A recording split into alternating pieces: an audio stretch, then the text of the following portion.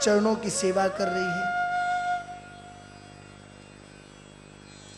मेरे कन्हैया तिरछी नजर से रुक्मणी को देखते हैं, हमारी भाषा में कहे तो घूर कर देखते हैं।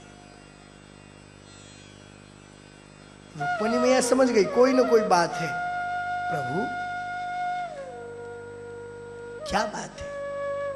कुछ बात नहीं, कोई बात नहीं। नहीं प्रभु कोई तो बात होगी, आज थोड़े परेशान लग रही। मैंने कहा ना कोई बात नहीं है। अब मेरे कन्हैया को तो लीला रचनी है। प्रभु मुझसे क्या भूल हुई है क्या? अरे नहीं रुक्मणी, तुमसे क्या भूल हो सकती? भूल तो मुझसे होती है। कोई बात नहीं, मैंने कहा ना। प्रभु सच बताओ ना, क्या मुझसे कोई भूल हुई है? कोई भी गलती हुई है तो मुझे बताओ तो सही। अब मेरे कन्हैया अचानक से उठे। अरे क्या बताऊं तुम्हें, रोज रोज जिस दिन से तुमने विवाह किया आज तक रोजाना गलती ही गलती कर रही हो। रुक्मणी ने कहा आज तक तो कभी कुछ कहा नहीं, आज ऐसा क्या हुआ है जो कह रहे हैं कि आई जब से गलती ही कर रही है? आज ऐसा हुआ क्या है? प्रभु कोई गलती बताओ तो सही, क्या हुआ? अरे कौन सी गलती बताऊं, ये तो बता मुझे। एक गलती की होगी तो मैं बता भी दूं भाई तूने ये गलती की है। पहले ही दिन से आज तक गलती ही गलती कर रही है। क्या गिनाऊं तुम्हें, ये तो बताओ कितनी गलतियां गिनाऊं तुम्हें? अब तिरछी नजर से ये देखते हैं कि रुक्मणी को क्रोध तो नहीं आया। रोना देखना चाहते हैं ना कि कैसे रोती है। रुक्मणी ने कहा प्रभु क्या बात है, बोलो तो सही मुझे, कौन सी गलती, क्या गलती हुई? मेरे प्रभु ने कहा अरे सबसे पहली गलती तो यह है कि तुमने मुझसे विवाह कर लिया, मेरे से ब्याह किया ना, वही सबसे बड़ी गलती कर ली तुमने। राजपुत्र भूपै लोकपाल विभूति भी महानुभावी श्रीमद भी रौ पादौर्य बलोर्जित ही। अरे तुम्हें पाने के लिए इतने बड़े बड़े राजकुमार आए हुए थे, इतने बड़े बड़े योद्धा आए हुए थे, तुमने उन सबको छोड़कर इस गवारी के साथ विवाह किया। क्या मिला तुम्हें ये तो बताओ मुझसे विवाह करके? तुमने इस गवारी के साथ विवाह कर लिया। अब देख रहे कि भाई गुस्सा आया या नहीं आया। नहीं आया तो अब प्रश्न खुद कर रहे हैं और उत्तर भी खुद ही कर रहे हैं। भाई मैं प्रश्न करूं, उत्तर अगर सही दे दी तो, इसलिए उत्तर भी मुझे ही कह देना चाहिए। अब तुम कहोगी अरे प्रभु मैं आपसे विवाह नहीं करती, लेकिन मैंने सुना कि आप बड़े भारी वीर हो। अरे यहां पर भी गलती है। कौन कहता है मैं वीर हूं? राजभ्यो विप्यत शुभ्रो समुद्रनम शरणम गतान बलवद्भिकृतद्वेषान प्रायश्चित्त रूपासनान। कौन कहता है कि मैं वीर हूं? देखो मैं इन सारे राजाओं से डर के मारे समुद्र में जाकर बैठा रहता हूं। मैं इनसे डरता हूं, इसलिए तो मैं समुद्र में जाकर रहने लगा, इसलिए तो मैंने अपना घर समुद्र में बनाया। मैं डरता हूं। अब तुम कहोगी प्रभु मैं आपसे विवाह नहीं करती, लेकिन आप देवकी नंदन हो। अरे यहां पर भी गलती है। कौन कहता है मैं देवकी नंदन हूं? कोई कहता है देवकी नंदन, कोई कहता है नंद नंदन, कोई कहता है स्तंभ नंदन, कोई कहता है समुद्र नंदन। मालूम नहीं, जिसके माता पिता का नाम मालूम नहीं, तुमने उससे क्यों विवाह किया? अब देखते हैं कि भाई गुस्सा आ रहा है या आंसू आया हो। नहीं आया। भाइयों मैं आपसे क्लियर कह रहा हूं, आप तो ऐसी गलती करना ही मत, मजाक में भी मत करना। और मजाक करो तो पहले कह देना कि भाई मैं आज एक मजाक कर रहा हूं, क्योंकि रूठने के बाद तो भले आप कितने ही कह दो मजाक कर रहा हूं, उस समय नहीं मानने वाला कोई भी। आज माताओं को पावर मिल रही है, महाराज माने वास्ते बोल दिया है। अरे रुक्मणी यहां पर भी गलती है, जिसके माता पिता का पता नहीं, तुमने उससे क्यों विवाह किया? अब तुम कहोगी अरे प्रभु मैं आपसे विवाह नहीं करती, लेकिन आप बड़े सुंदर हो ना इसलिए। अरे यहां पर भी गलती है। कौन कहता है मैं सुंदर हूं? काहे का सुंदर? कोई कहता है काला, कोई कहता है कनुआ, कोई कहता है कानूडा, कोई कहता है कन्हैया। अरे जब से मैंने काले नाग को मारा उसके बाद में तो और ज्यादा काला हो गया, लोग कहने लग गए। क्यों किया तुमने मुझसे विवाह? हर जगह पर तुम्हारी गलती है। अब तुम कहोगी अरे प्रभु मैं आपसे विवाह नहीं करती, लेकिन मेरे विवाह करने का तो कारण यह है कि आप द्वारिका के राजा हो। अरे राजा कब बना? क्या द्वारिका में आकर किसी ने मेरा राज तिलक किया क्या? वो तो मैं बनाया और बन गया। किसी ने आकर मेरा राज तिलक किया क्या? ये बताओ। नहीं किया ना। राजा कभी बना नहीं, गद्दी कभी मिली नहीं, दुनिया के लोग मुझसे द्वेष करते हैं। अरे यहां तक कि अरे रुक्मणी तुम्हारा सग्गा भाई रुक्मी खुद भी मुझसे द्वेष करता है या नहीं? महाराज करता है। क्यों किया इससे विवाह? क्यों किया मुझ जैसे गवारिये से विवाह तुमने? अब भी देख रहे हैं कि अभी तक रोई नहीं है। अब क्या करना चाहिए? माताओं दादाजी बन चुके हैं, लेकिन अब क्या बात कहने जा रहे हैं देखो।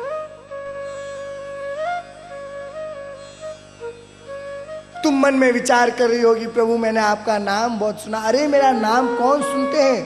जो फक्कड़ होते हैं, जिनके पास खाने के लिए कुछ नहीं होता, पहनने के लिए कुछ नहीं होता, रहने के लिए कुछ नहीं होता, वो एक ढोलकी लेते हैं, मंजीरा लेते हैं और हमारा नाम जपते हैं। क्या कभी तुमने देखा है कि जो सोने के महल में वास कर रहा है वो मेरा नाम जप रहा है? अब भी रोना नहीं आया तो कहने लगे देखो रुक्मणी अभी भी कुछ हुआ नहीं। दादा बन गए हैं पर कहते हैं रुक्मणी अभी भी कुछ हुआ नहीं है। मैं बात करूंगा शिशुपाल से। अभी भी तुम अगर कहती हो तो मैं शिशुपाल के साथ विवाह करवा देता हूं।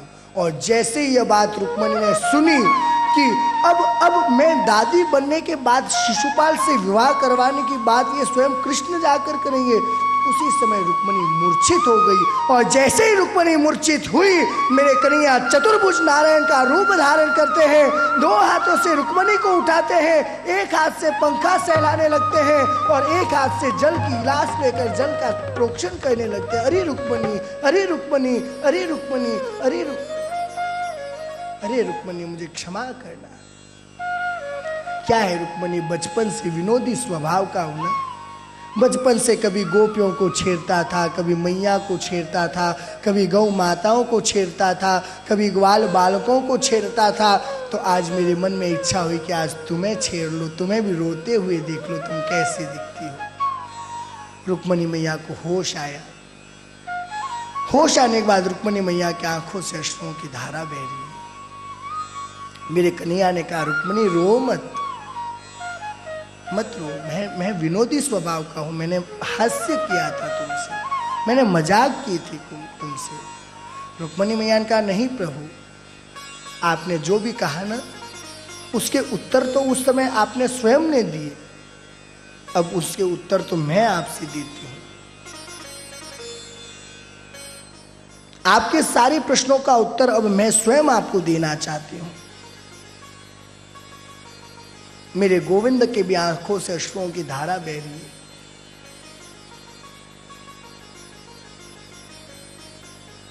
रुक्मणी जी ने कहा प्रभु आपने कुछ भी गलत नहीं कहा है। आपने जो कहा ना एकदम सही कहा। आपने कहा कि तुमने मुझसे विवाह क्यों किया, तुम कहां राजकुमारी मैं कहां ग्वाला। प्रभु आपने एकदम सही कहा। हम दोनों का मेल नहीं है। कहा मैं प्रकृति से आबद्ध एक नारी और कहा प्रभु प्रकृति से परे आप। कहा सब लोग मेरे पीछे भागते हैं, मुझे लक्ष्मी दे दो, मुझे रुपया चाहिए, मुझे रुपया चाहिए। और कहा प्रभु प्रकृति से परे आप कि आपको कोई भजना भी नहीं चाहता। सही है प्रभु, हम दोनों का मेल नहीं है। फिर आपने कहा कि मेरे माता पिता का ठिकाना नहीं। तो प्रभु आप मुझे बतलाइए कि आपके भी कोई माता पिता होते हैं क्या? आपके कभी कोई माता पिता हुए क्या प्रभु? जगत के माता पिता तो स्वयं आप है, जगत के चराचर तो आप है, जगत के गुरु तो आप है प्रभु, तो आपके कौन माता पिता हो सकते हैं? विशुद्ध सत्वम तव धाम शांतम। प्रभु आपके भी कोई माता पिता होते हैं क्या? फिर आपने कहा कि मैं बड़े बड़े राजाओं के डर से समुद्र में जाकर वास करता हूं, तो इसमें भी आपने गलत नहीं कहा प्रभु, सही कहा आपने। ये कलयुग के जितने भी बड़े बड़े राजा हैं ना, काम, क्रोध, मोह, मन, लोभ, माया, ये सब कलयुग के बड़े बड़े राजा हैं। जिस हृदय पर इन्होंने अपना अधिकार कर लिया तो वहां पर आपको कभी ये प्रवेश करने ही नहीं देते, और इनके डर के मारे आपको समुद्र में छिपना पड़ता है। जिस आत्मा में प्रभु ये बड़े बड़े राजाओं का वास हो जाता है ना, वहां पर वो कभी भी आपको नहीं आने देते। इसलिए प्रभु आपको हृदय रूपी समुद्र में जाना ही पड़ता है। सही कहा प्रभु आप। चौथी बार आपने कहा मैं काला हूं, काले से तुमने विवाह क्यों किया? तो प्रभु सो कुमारी का देखी कुमारी लजी, कहा गया है ना कि यदि नंद लाला तुम होते लली तो गले कट जाते करोड़नते। नंद लाला यदि तुम होते लली तो गले कट जाते करोड़नते। प्रभु आप ही के लिए कहा गया है ना। आप लाला होकर, काले होकर इतना चमत्कार करते हो, अगर आप लाली होते और गोरे होते तो आपको पाने के लिए कितने बड़े बड़े राजा आपस में युद्ध कर कर अपने अपने गले कटवा देते थे। कौन कहता है आप काले हो? आप तो बड़े सुंदर हो प्रभु, आपकी शोभा ही निराली है। इसीलिए तो कहा गया है मेरे बांके बिहारी लाल, तो इतना ना करियो श्रृंगार, नजर तो ही लग जाएगी। फिर प्रभु आपने कहा कि मेरा नाम कौन जपता है? तो प्रभु अगर कोई मुझसे पूछेगा ना कि इस दुनिया में सबसे अमीर कौन है, तो मैं तो यही कहूंगी कि दुनिया में अगर सबसे बड़ा अमीर है तो वह है साधु, वह है संत, वह है पंडित, जो हमेशा भगवान के नाम का जप करता है। वही प्रभु इस पूरे ब्रह्मांड में सबसे ज्यादा अमीर है, वही प्रभु इस पूरे ब्रह्मांड में सबसे सर्वश्रेष्ठ है। प्रभु रुपया तो आज है और कल नहीं है, लेकिन प्रभु जो व्यक्ति आपके नाम का धन कमाता है ना, वो कभी भी गरीब नहीं हो सकता, वो कभी भी दरिद्र नहीं हो सकता। मीराबाई ने कहा है ना, पायो जी मैंने राम रतन धन पायो। कहा है ना मीराबाई ने। तो क्या आप सब भी मीराबाई के साथ प्रभु नाम का धन पाना चाहते हैं? राम नाम के हीरे मोती पाना चाहते हो?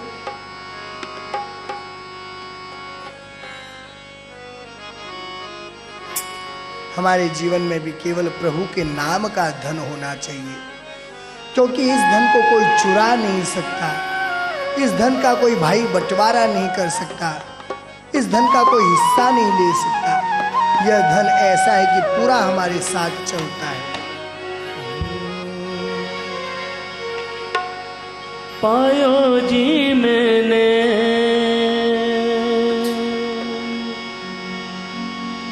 पायो जी मैंने राम रतन धन पायो। पायो जी मैंने राम रतन धन पायो। पायो जी मैंने राम रतन धन पायो। पायो जी मैंने राम रतन धन पायो। पायो जी मैंने राम रतन धन पायो। पायो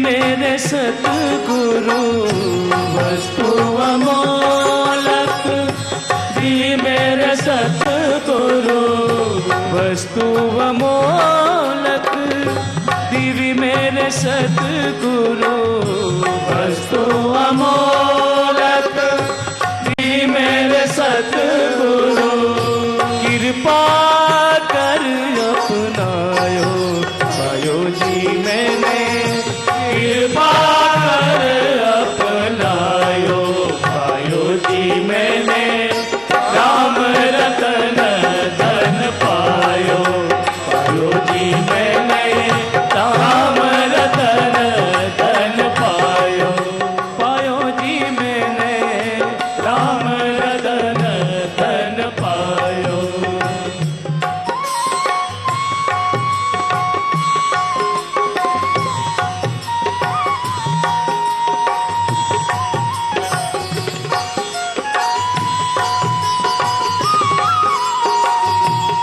श्री राधे।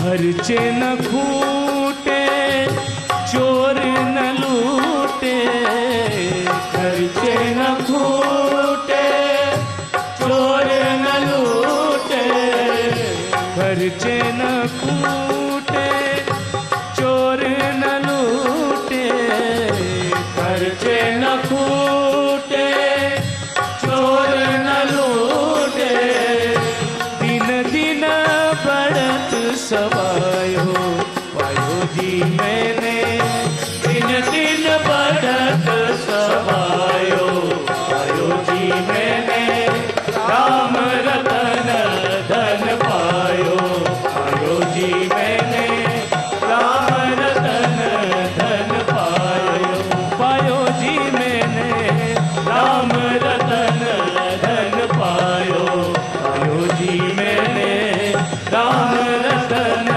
धन पायो।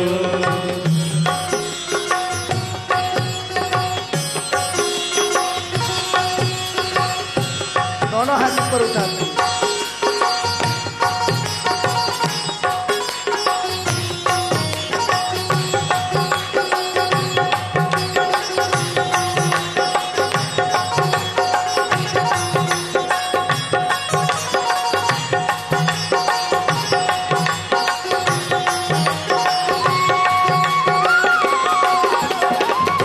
सत की नाव खेवटिया सतगुरु, सत की नाव खेवटिया सतगुरु, सत की नाव खेवटिया सतगुरु, सत की नाव खेवटिया सतगुरु, भवसागर तर लायो, पायो जी मैंने भवसागर तर लायो, पायो जी मैंने राम रतन धन पायो, पायो जी मैंने राम रतन धन पायो, पायो जी मैंने राम रतन धन पायो, पायो जी मैंने राम रतन धन पायो, पायो जी मैंने राम रतन धन पायो।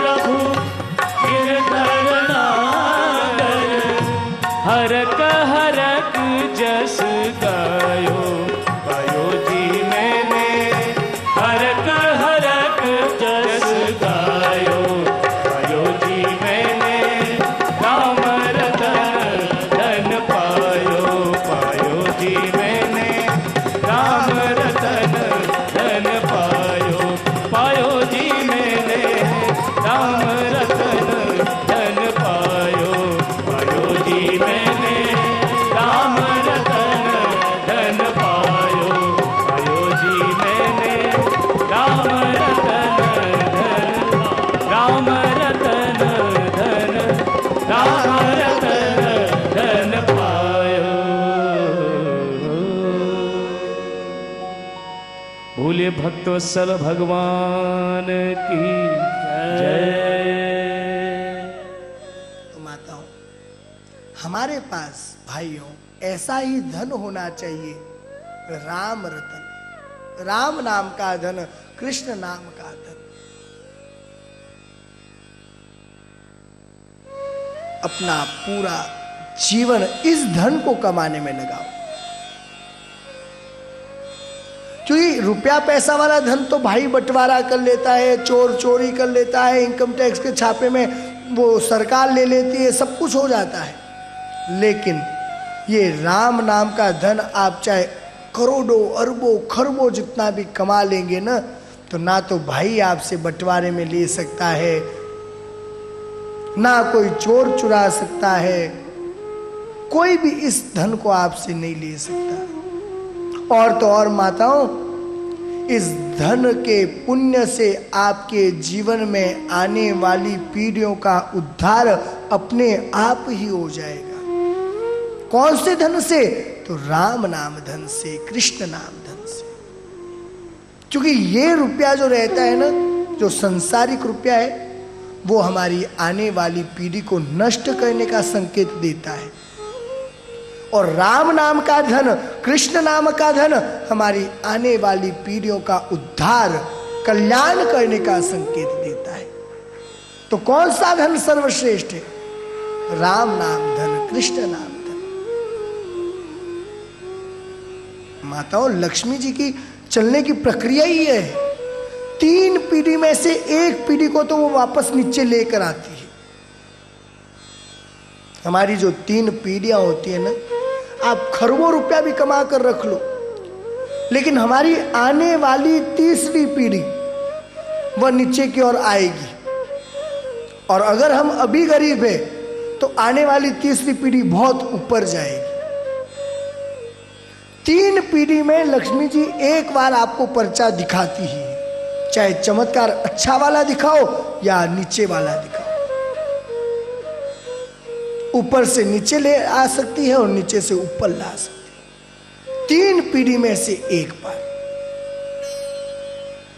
इसलिए हमारे पास अगर राम नाम का धन रहा ना, तो लक्ष्मी मैया हमें कभी पर्चा नहीं दिखाएगी।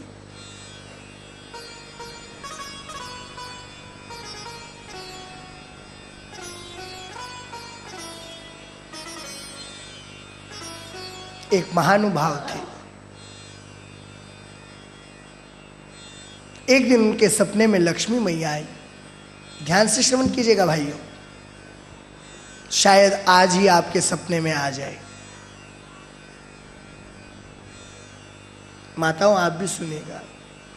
एक महानुभाव थे जिनके सपने में साक्षात लक्ष्मी मैया आई और कहा, देखो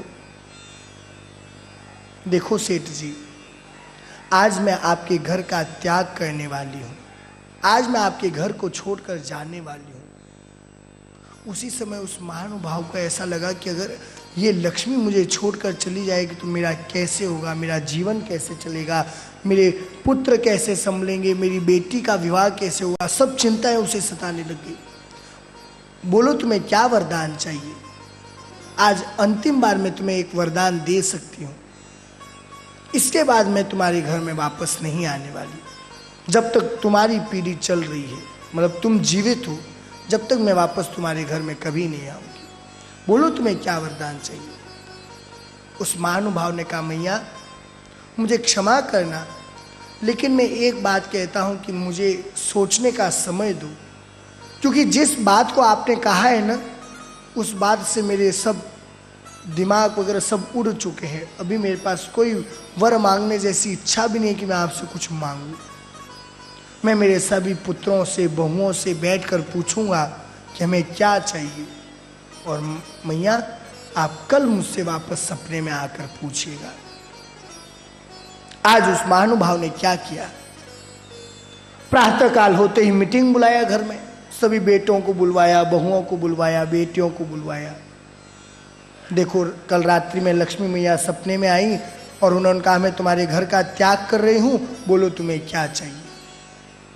माताओं, आप क्या मांगते? अगर यही बात अपने साथ होती तो आप क्या कहोगे? क्या कहोगे आप? जो इन महानुभाव के बेटे ने और बहुओं ने कहा ना, शायद हम भी वही कहते हैं। बेटों ने कहा पिताजी ऐसा करो ना, हमारे पास ये एक ही बंगला है, लक्ष्मी मैया को कहो हमें 15-20 बंगले दे देवे, तो हम सब अलग अलग बंगलों में रहेंगे। अर्थात घर को, परिवार को बांटने की बात की। एक बेटे ने कहा पिताजी अभी हमारी छोटी सी फैक्ट्री है, लक्ष्मी मैया को कहो इस स्टील की हमारे 15 फैक्ट्रियां हो जाए, पूरे वर्ल्ड में नाम कमा लेवे। इस बात पर सेठ जी को थोड़ा अच्छा लगा कि हाँ ये ठीक है। एक बेटे ने कहा पिताजी हमारे पास केवल अभी एक कार है, क्यों नहीं हम 10-15 कारें मांग लेवे। क्योंकि आजकल जिसके पास कार होती है वही तो बड़ा दिखता है ना, कि ये बड़ा है। लेकिन एक छोटी बहू उठी, कहा पिताजी मैं आपसे कुछ बोलना चाहती हूं। अरे तू नीचे बैठ जा, तुझे क्या समझने वाला। सब उसके जो पति थे, उनके देवर थे, उनके जेठ जी थे, अरे तुम बड़ों के बीच में मत बोला करो, बैठ जाओ नीचे। यहां पर हम सब बड़े बड़े इतना विचार विमर्श कर रहे, तुम्हारी बात में हम कहां सुनने वाले। जब तक सासू जी ने कहा नहीं, यह भी हमारे परिवार की एक सदस्य है, इसकी भी हमें एक बार बात तो सुननी चाहिए ना कि हमारी बहू क्या कह रही है। कहा बोलो बहू तुम क्या चाहती हो। बहू ने कहा पिताजी आप लक्ष्मी मैया को कहना कि मैया हमें कुछ नहीं चाहिए, हमें केवल आप सुमति दीजिए और हमें कुछ नहीं चाहिए, सिर्फ आप हमें सुमति दे दीजिए। और जैसे ही बहू ने कहा ना सुमति, उसका पति, उसके देवर, ये देख लो कल्ली बात ऐसी ही, जैसी बुद्धि रहेगी वैसी ही बात करूंगी। हम तो कहाँ ब्रह्मांड में अपना नाम करने की, पूरे वर्ल्ड में अपना नाम करने की सोच रहे हैं, और तू कहती है कि हम लक्ष्मी मैया को कहे हमें सुमति दो। पिताजी नहीं नहीं इसकी बात पे ध्यान मत देना, कोई सुमति वुमति मांगने की जरूरत नहीं है। आप तो कहना बंगला चाहिए, फैक्ट्री चाहिए, कारें चाहिए। पिताजी ने भी मन में विचार विमर्श किया कि बहू ने सुमति कहा है, सुमति से क्या होगा। पिताजी ने पूछा बहू तुमने सुमति कहा, उसका क्या कारण है। सुमति कहने का कोई कारण है क्या। पिताजी हम जब छोटे थे ना, तो हमारे यहाँ एक संत आया करते थे। वे संत कहते थे कि जिनके घर में सुमति होती है ना, वहाँ पर अपने आप धन आ जाता है, वहाँ पर अपने आप सच आ जाता है, वहाँ पर अपने आप सद्गुण आ जाते हैं, वहाँ पर अपने आप सारे तीर्थ आ जाते हैं, वहाँ पर अपने आप सारे देवता आ जाते हैं। इसलिए पिताजी मुझे तो हमारे संत, हमारे गुरु जी की कही हुई बात याद है कि अगर हमसे कोई मांगे कि बोलो क्या चाहिए, तो उनको यही कहो कि हमें एक ही आशीर्वाद दो कि हमारे मन में हमेशा सुमति का वास रहे। आज रात्रि में लक्ष्मी मैया आई, बोलो सेठ जी क्या विचार किया आपने। सेठ जी ने कहा मैया मैंने पूरे परिवार से बात की, सबने कुछ कुछ अलग अलग उपाय बतलाए, लेकिन मैया अगर आप हमें कुछ देना ही चाहती हो ना, तो आप मुझे सुमति दीजिए। और जैसे ही उस सेठ जी ने कहा कि मैया आप मुझे सुमति दीजिए, सुमति का नाम सुनते ही लक्ष्मी मैया ने कहा ठहरो सेठ जी ठहरिए, आपको इस सुमति का नाम लेने, सुमति मांगने के लिए आपको किसने कहा। यह मुझे पक्का विश्वास है कि आपने अपने मन से सुमति नहीं मांगी है, जरूर किसी न किसी ने आपको कहा होगा कि लक्ष्मी मैया से सुमति मांगना। कहा महाराज, कहा मैया मुझे सुमति मांगने के लिए मेरी छोटी बहू ने कहा अरे सेठ जी उसे छोटी मत कहो, आज उसने तुम्हारे पूरे परिवार को बचा लिया है। अगर आज तुम मुझसे सुमति नहीं मांगते ना, तो मैं तुम्हारे कुल में कभी भी प्रवेश नहीं करती, तुम्हारी पीढ़ी में कभी भी नहीं आती। लेकिन आज तुम्हारी उस छोटी बहू ने सुमति का तुम्हें कहकर तुम्हारे परिवार को बचा लिया, तुम्हारे कुल को बचा लिया, तुम्हारी पूरी पीढ़ी को बचा लिया। आज मैं तुम्हें छोड़कर तो जाऊंगी, लेकिन आज मैं तुम्हें वरदान देती हूँ कि तुम्हारे मन में हमेशा सुमति रहे। और तुम्हारे मन में सुमति रहेगी ना, तो उसी दिन वापस 2 या 3 दिन में मैं तुम्हारे घर में पुनः प्रवेश करूंगी। और यह वरदान देकर कहा कि हमेशा अपने मन में सुमति रखना। तो माताओं, इसलिए कहा गया है कि रुपए से ज्यादा तो राम नाम धन पवित्र है। राम नाम धन कमाने से ही तो हमारे हृदय में सुमति आती है। और जहां सुमति तहां संपत्ति नाना, अनेक प्रकार की संपत्ति आ जाती है। जहां कुमति, विपत्ति भी नाना प्रकार की आ जाती है। सुखदेव जी महाराज वर्णन करते हुए कहते हैं, राजन, अब मैं जो कथा तुम्हें सुनाने जा रहा हूं ना, वो हमारे कन्हैया के परम सखा की कथा है।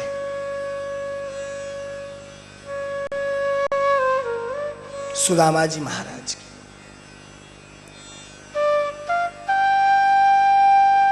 राजन,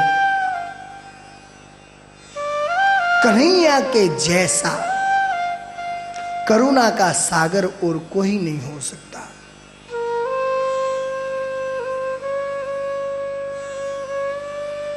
इसीलिए तो कहा गया है दीनानाथ दया विधान।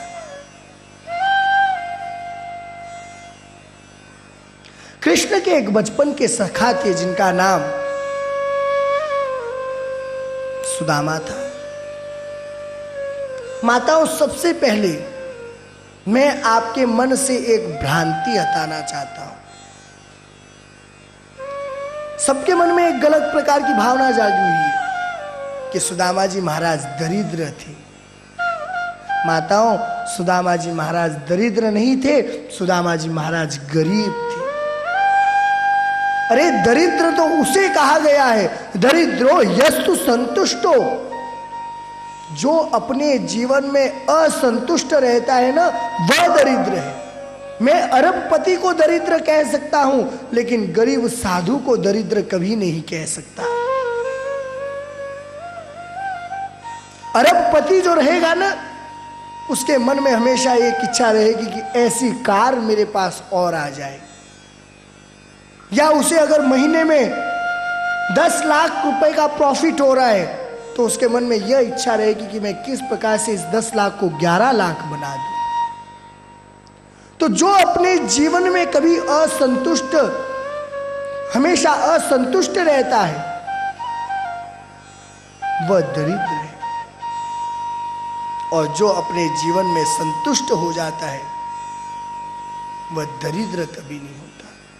और माताओं, सुदामा जी महाराज के जैसा तो संतुष्ट कोई था ही नहीं। सुदामा जी महाराज इतने संतुष्ट थे। कहा जाता है, कृष्णस्यासीत् सखा कश्चित् ब्राह्मणो ब्रह्मवित्तमः विरक्त इंद्रियार्थेषु प्रशांतात्मा जितेंद्रियः। कृष्णस्यासीत् सखा कश्चित् ब्राह्मणो ब्रह्मवित्तमः।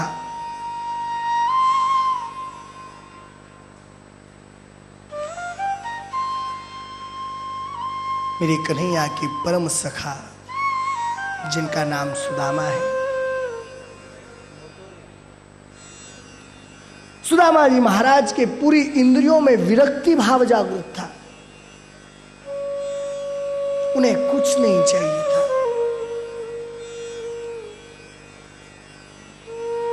बस वे मेरे कृष्ण को प्राप्त करना चाहते थे। ना उन्हें वैकुंठ चाहिए, ना मोक्ष चाहिए, ना स्वर्ग चाहिए, कुछ नहीं चाहिए। बस मुझे मेरा कृष्ण मिलना चाहिए। ऐसी पदवियां, ऐसी उपाधियां आज तक किसी भी संत को नहीं दी गई। आज तक किसी भी संत को ऐसी उपाधि नहीं मिली है जो उपाधि सुदामा जी महाराज को मिल रही है। ब्रह्मवित्तमः, जो साक्षात ब्रह्म को जानने वाला है। विरक्त इंद्रियार्थेषु, अपनी सारी इंद्रियों से विरक्त है। माताओं, शांत आत्मा तो सभी संतों के लिए कहा गया है, लेकिन इन्हें प्रशांत आत्मा बतलाया गया है। जितेंद्रियः, जिन्होंने अपनी इंद्रियों को पूर्ण रूप से जीत लिया है। कृष्णस्यासीत् सखा कश्चित् ब्राह्मणो ब्रह्मवित्तमः विरक्त इंद्रियार्थेषु प्रशांतात्मा जितेंद्रियः।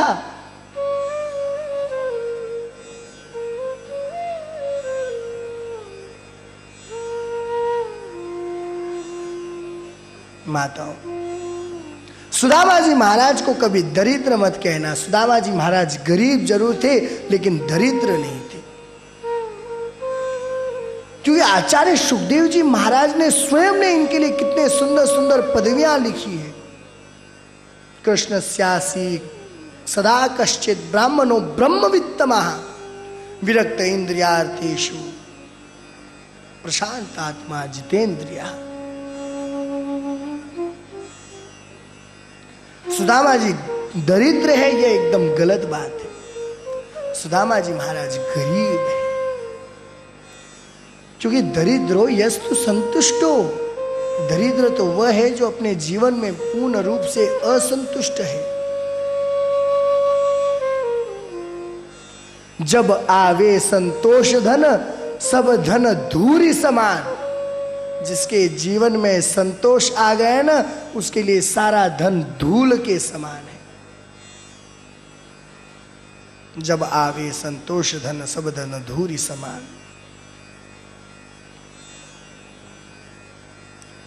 सुखदेव जी महाराज वर्णन करते हुए कहते हैं, राजन,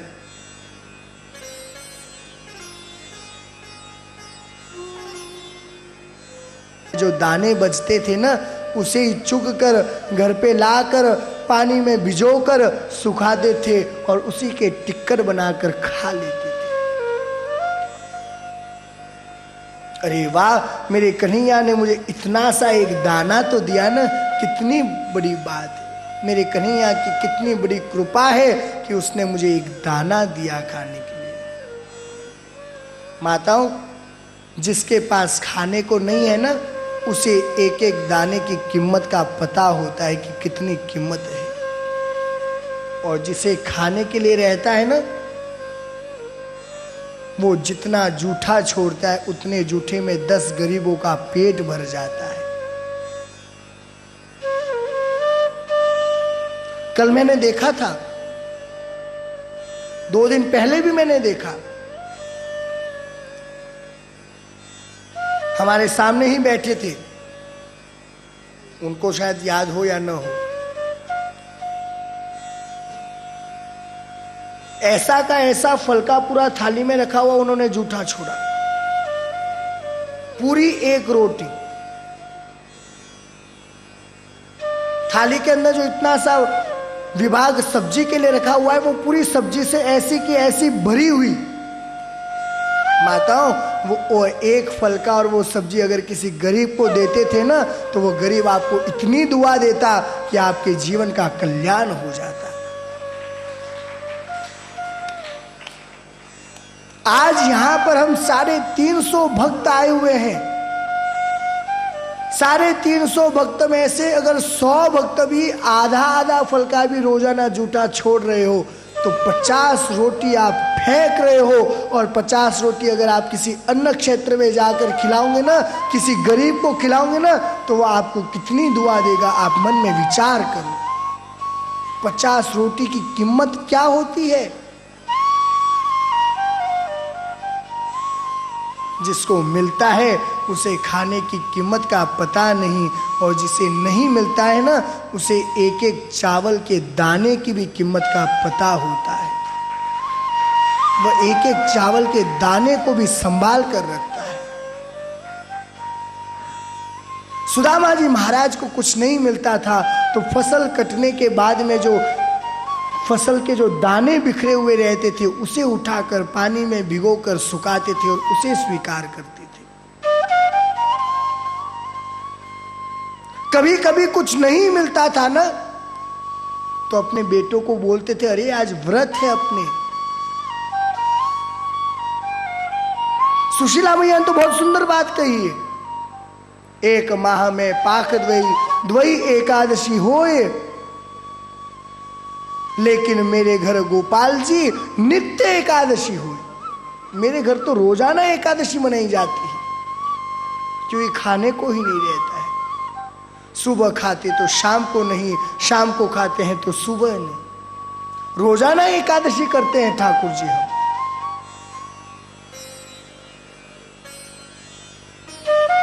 माताओं, अन्न का मान करना सीखो, अन्न की कदर सीखो। हम जब भिक्षा लेने जाते थे ना, हम जब गुरुकुल में थे तो हम स्वयं भी भिक्षा लेने जाते थे। हमारे साथ वाले दोनों पंडित जी भी भिक्षा लेने जाते थे, रजनी जी, गोविंद जी भी।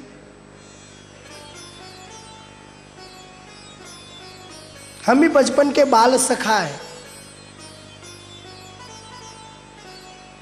हमने गुरुकुल में एक साथ अध्ययन किया है, हम एक साथ भिक्षा लेने जाते थे, हम एक साथ क्रीड़ा करते थे। आज के 10-12 साल पहले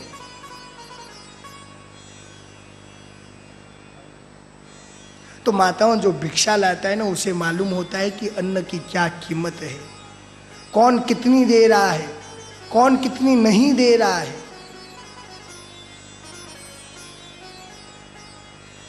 सुखदेव जी महाराज वर्णन करते हुए कहते हैं, राजन, एक दिन हाथ जोड़कर सुदामा जी महाराज की पत्नी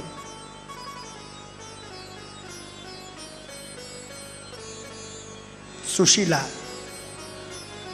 सुदामा जी महाराज को हाथ जोड़कर कहती है, प्रभु आप कहते हैं ना कि द्वारिका के नाथ जो श्री कृष्ण हैं वो तो आपके परम सखा है,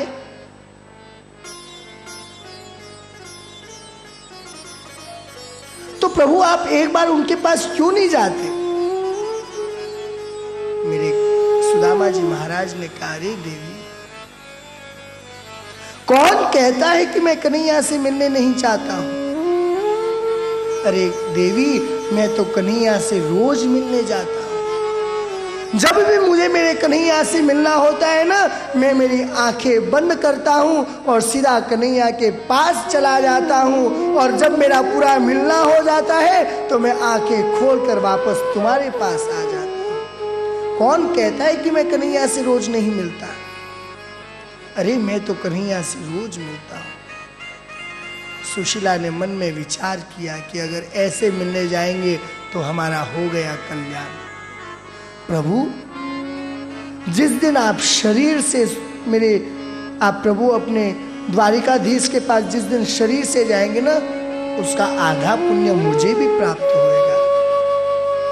इसलिए प्रभु, क्यों नहीं आप शरीर से जाओ? आप शरीर से जाएंगे तो कितने प्रसन्नता की बात है कि उसका आधा पुण्य मुझे भी प्राप्त होगा।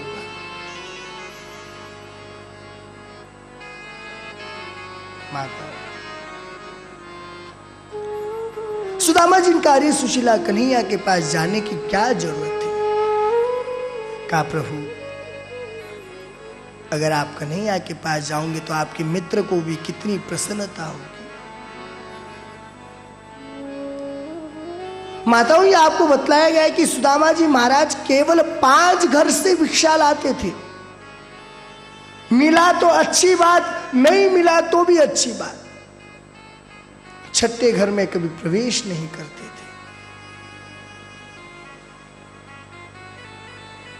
थे। एक दिन रुक्मणी मैया मेरे कृष्ण से कहती, मेरे कन्हैया से कहती, प्रभु देखो आपके भक्त को, आज कुल मिलाकर 2 दिन हो गए आपका भक्त सुदामा भूखा है, उसका परिवार पूरा भूखा है, उसको भिक्षा नहीं मिल रही है। मेरे कन्हैया ने क्या कहा मालूम है? रुक्मणी, मनुष्य को अपने जीवन में प्रारब्ध के अनुसार जितना होता है ना उतना ही मिलता है। 4 दिन हो गए सुदामा जी महाराज, 4 दिन से पूरा परिवार सुदामा जी महाराज का भूखा है। आज रुक्मणी मैया के आंखों से अश्रुओं की धार आने लगी। प्रभु आपके भक्त पर दया करो प्रभु। प्रभु आपका भक्त 4 दिन से भूखा है, उसको खाने के लिए कुछ नहीं है प्रभु, उसे कुछ खाने के लिए दे दो, थोड़ा सा प्रभु, उसे थोड़ा सा तो दो। आज मेरे कन्हैया को दया आने लगी। मेरे कन्हैया का रुक्मणी, मेरा ये सुदामा है ना, ये 5 घर से ज्यादा भिक्षा कभी नहीं मांगता। आज 5वां दिन है माताओं, आज भी 4 घर भिक्षा प्राप्त नहीं हुई। रुक्मणी मैया कहे प्रभु आज 5वां दिन है और अभी तक आपके भक्त को, इस सुदामा को भिक्षा प्राप्त नहीं हुई है।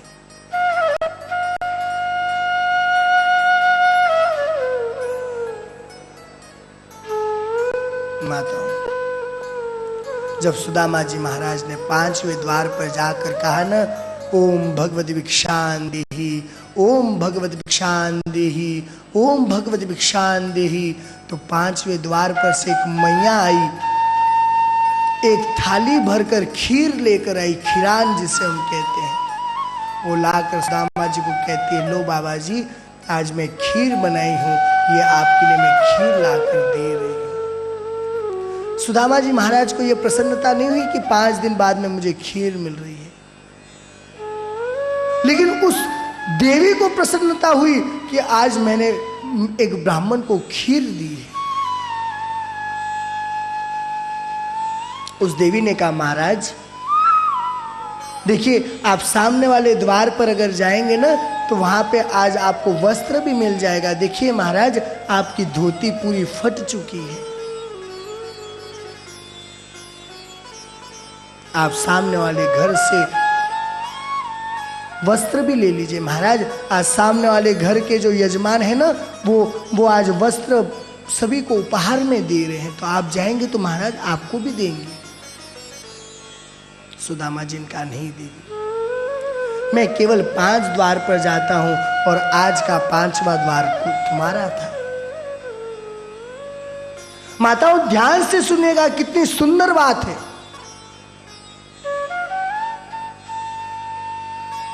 सुदामा जी महाराज जब वो खीर लेकर प्रस्थान करने लगे ना, उसी समय कुछ सैनिक दौड़ते हुए आए, घोड़े पर दौड़ रहे थे।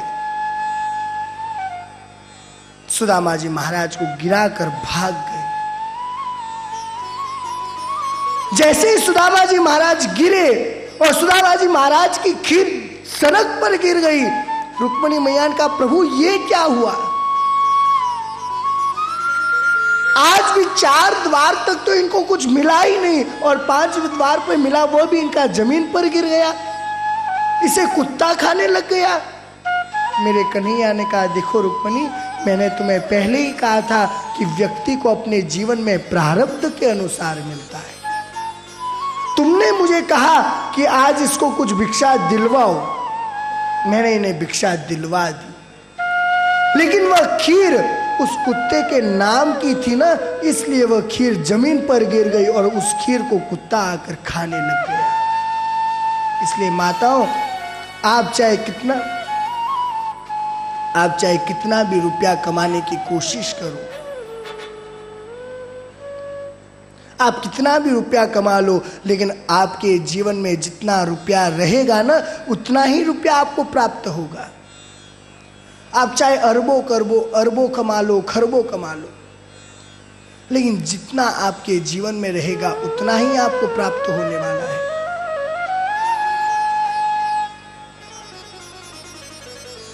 शुभदेव जी महाराज वर्णन करते हुए कहते हैं, राजन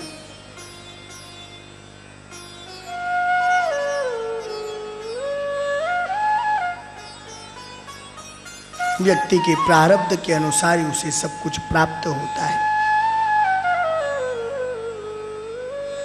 सुदामा जी महाराज की पत्नी मन में विचार करती कि आज हमारे प्रभु को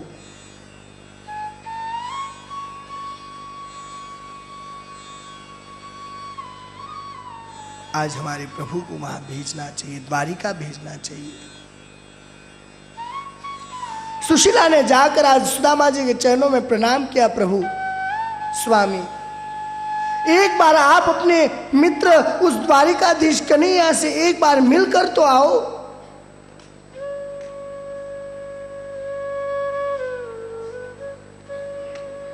माताओं, आज सुशीला दौड़ते हुए अनेक अलग अलग घरों से एक एक मुट्ठी चावल की भिक्षा लेकर आती है। माताओं, ध्यान से श्रवण कीजिएगा। कार्यकर्ताओं से निवेदन, आप शांति रखिए।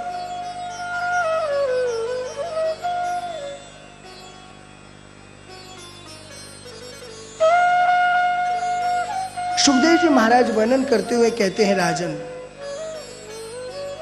आज सुशीला अलग अलग 4 घर में भिक्षा लेने गई। माताओं, ऐसा नहीं था। सुशीला चाहती तो एक चुटकी में 4 बोरी यहां पर मंगवा सकती थी, लेकिन सुशीला 4 अलग अलग घर से इसलिए अन्न लेकर आई, चावल लेकर आई कि जब अलग अलग घरों के चावल रहेंगे तो किसी के यहाँ पीला रहेगा, किसी के कनकी रहेगी, किसी के नया रहेगा, किसी का पुराना रहेगा। और जब मेरे कन्हैया अलग अलग प्रकार के चावल को देखेंगे ना, तो मेरे कन्हैया, मेरे द्वारिकाधीश समझ जाएंगे कि सुदामा की क्या स्थिति है। क्योंकि अगर द्वारिकाधीश सुदामा से पूछेंगे तो सुदामा तो यही कहने वाले कि कन्हैया, मेरे जैसा तो पूरे ब्रह्मांड में कोई सुखी है ही नहीं। इसलिए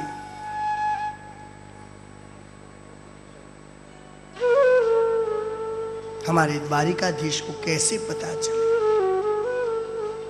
एक फटे हुए वस्त्र में उन चावल के दानों को बांधती है, चावल के चिवरे को बांधती है।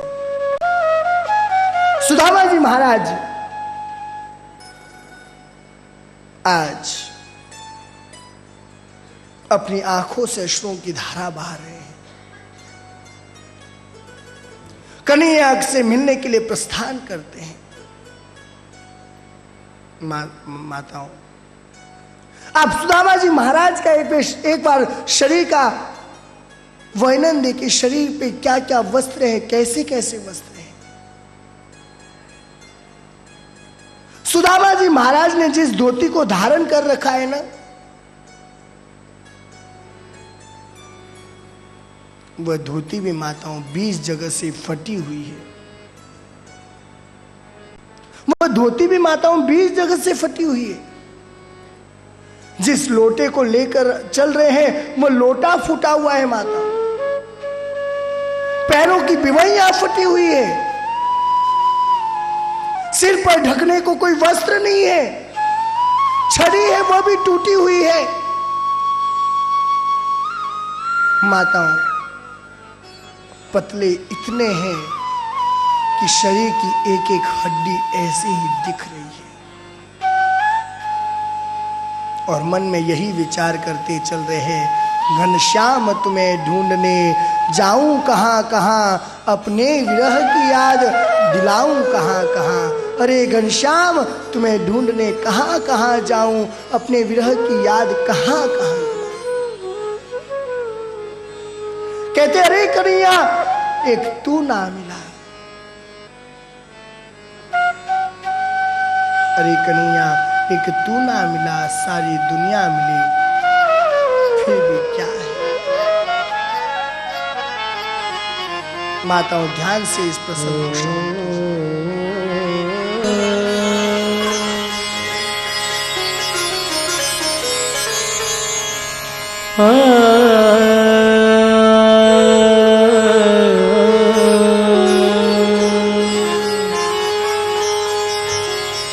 एक तू ना मिला,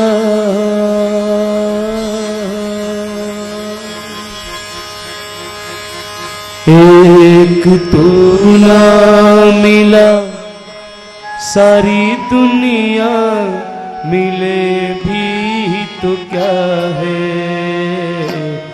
एक तू ना मिला सारी दुनिया मिले भी तो क्या है।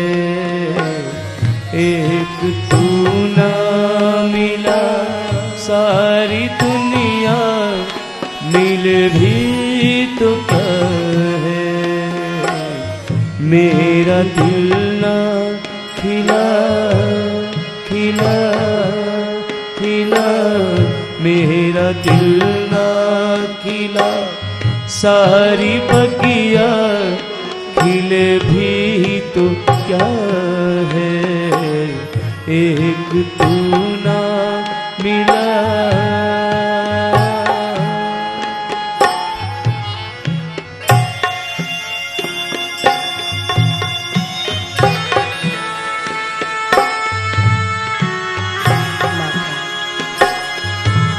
सुदामा जी महाराज कन्हैया से मिलने के लिए जा रहे हैं ना, तो अपने आंखों से अश्रुओं की धाराएं बहाते जा रहे हैं।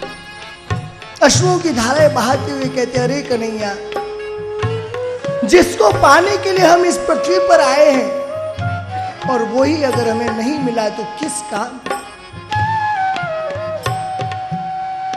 अगर सारी बगिया खिल गई वो भी मेरे लिए किस काम की, कोई काम की नहीं। अगर मेरा दिल नहीं खिला और पूरे ब्रह्मांड के पुष्प खिल गए तो वो मेरे किसी काम के नहीं। कन्हैया, मुझे तो केवल मेरे दिल को खिलाना है, और वो दिल कब खिलेगा, जब तू मुझे प्राप्त हो जाएगा। आंसू नहीं थे ये मोती से कम, तुझसे लिपट के जो रोए हम। आंसू नहीं थे ये मोती से कम, तेरा दामन नहीं,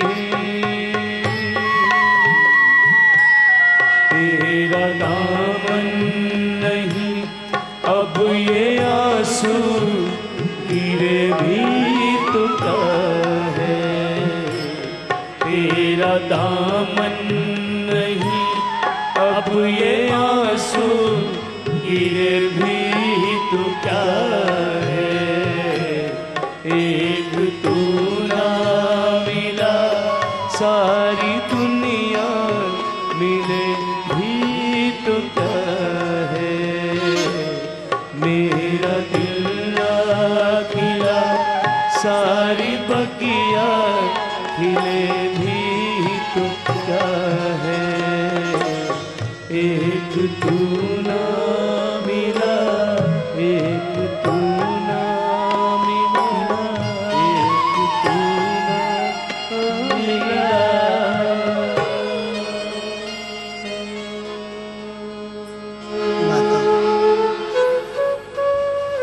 सुदामा जी महाराज के आंखों से अश्रुओं की धारा बह रही है। अरे लाला, अरे कन्हैया, तुमसे लिपट कर जो रोते थे हम।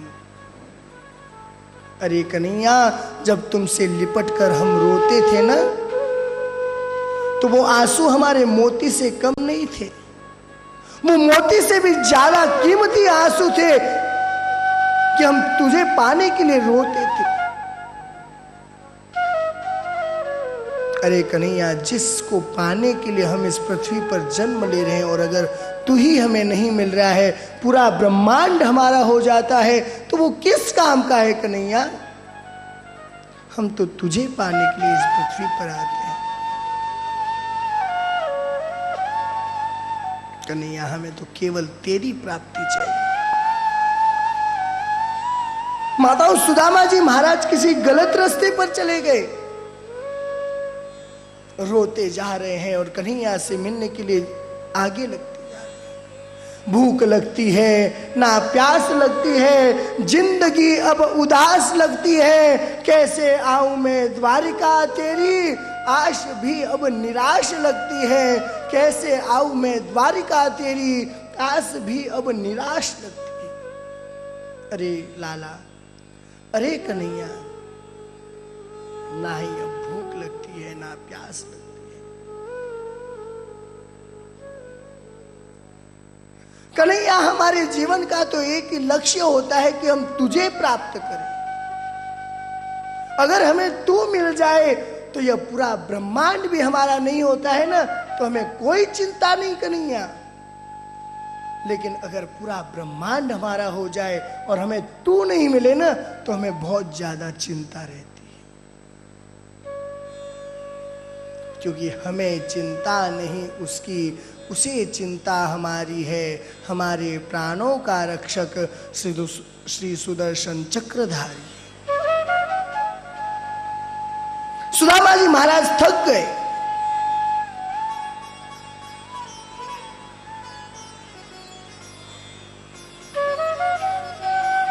सुदामा जी महाराज थक कर किसी वृक्ष के नीचे लेट गए।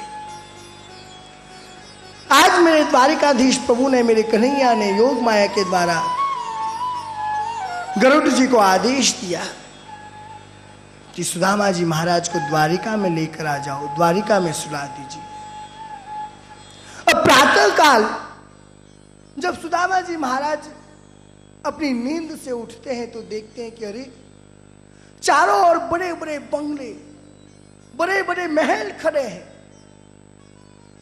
चारों ओर कोई ना कोई दुकानें लगी हुई है। सब लोग इधर से उधर घूम रहे हैं। सुदामा जी महाराज ने कहा, अरे रात में मैं सोया था तब तो एक वृक्ष था, तब मैं यहां कैसे आ गया? सुदामा जी महाराज दो व्यक्तियों को पूछते, अरे भैया ये कौन सी जगह है, मैं किस जगह पर आ चुका हूं? लोगों ने कहा, महाराज ये द्वारिका नगरी है, ये द्वारिका है महाराज। अरे अरे अरे मैं द्वारिका आ गया। भैया यहां पे कन्हैया का भी तो महल है ना? महाराज कौन कन्हैया? बाबा जी आप कहां से आए हैं? किस कन्हैया की चाह है आपको? किस कन्हैया के लिए पूछ रहे हैं आप? नहीं महाराज, यहां हम किसी कन्हैया को नहीं जानते। दूसरे द्वार पर जाते, अरे भैया कन्हैया को जानते हो क्या? माताओं सुबह से शाम होने आ गई, कोई भी कन्हैया का पता नहीं बता रहा। लेकिन माताओं एक छोटा सा बालक आया। अरे बाबा जी मैं आपको सुबह से देख रहा हूं, कभी आप इधर जाते हैं, कभी इधर जाते हैं, कभी आगे जाते हैं, कभी पीछे जाते हैं। बाबा जी आप किसको पूछ रहे हैं? अरे लाला मैं उस कन्हैया को पूछ रहा हूं। अरे कौन से कन्हैया? अरे लाला मैं उस द्वारिकाधीश कन्हैया की बात। अरे अरे वो द्वारिकाधीश, वो गोकुल का कन्हैया? हाँ हाँ महाराज, महाराज ये जो सामने वाला महल है ना, यही उस द्वारिकाधीश कन्हैया का महल है, यही उस गोकुल के कन्हैया का महल यही है महाराज। सुदामा जी महाराज बड़े दीन, बड़े दुखी कन्हैया के द्वारिका पर पहुंचते हैं।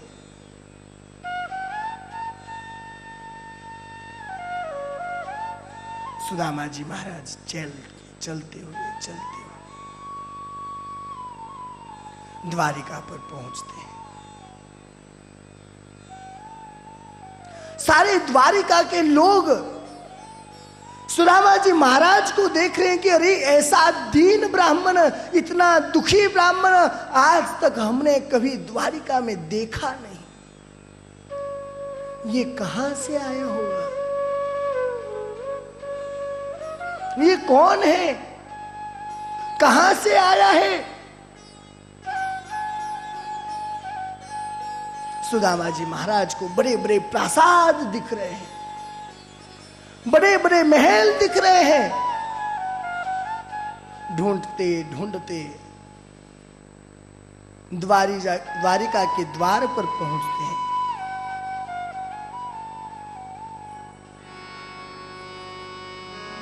द्वारिका के द्वार पर पहुंचते हैं। देखो देखो ये गरीबी का हाल, कृष्ण के दर पे विश्वास लेके आया हूँ। मेरे बचपन का यार है मेरा श्याम, यही सोच कर दर्शन करने आया हूँ। अरे द्वारपालों कन्हैया से कह दो, अरे द्वारपालों कन्हैया से कह दो कि दर पे सुदामा गरीब आ गया है, कि दर पे सुदामा गरीब आ गया है। अरे द्वारपालों कन्हैया से कह दो, अरे द्वारपालों कन्हैया से कह दो कि दर पे सुदामा गरीब आ गया है, कि दर पे सुदामा गरीब आ गया है। भटकते भटकते न जाने कहाँ से, भटकते भटकते न जाने कहाँ से, तुम्हारे महल के करीब आ गया है। हाँ तुम्हारे महल के करीब आ गया है। अरे द्वारपालों कन्हैया से कह दो, अरे द्वारपालों कन्हैया से कह दो कि दर पे सुदामा गरीब आ गया है, कि दर पे सुदामा गरीब आ गया है।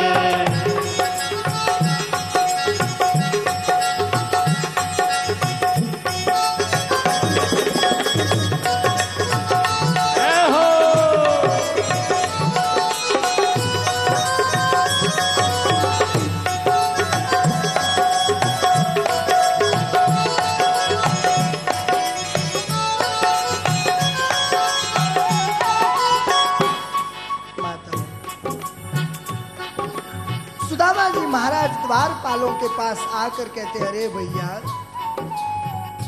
ये कृष्ण की द्वारिका है ना? हाँ महाराज यह कृष्ण की द्वारिका है। भैया मुझे इस द्वारिका में प्रवेश करने दो ना। महाराज आपको हम द्वारिका में प्रवेश करने क्यों देवे, कौन है आप? महाराज अरे भैया मैं उस कृष्ण का सखा हूं। उन द्वारपालों ने जैसे ही सुना कृष्ण का सखा, धक्का दे दिया। तुम और कृष्ण के सखा जिसके पैरों में कोई पादुका नहीं,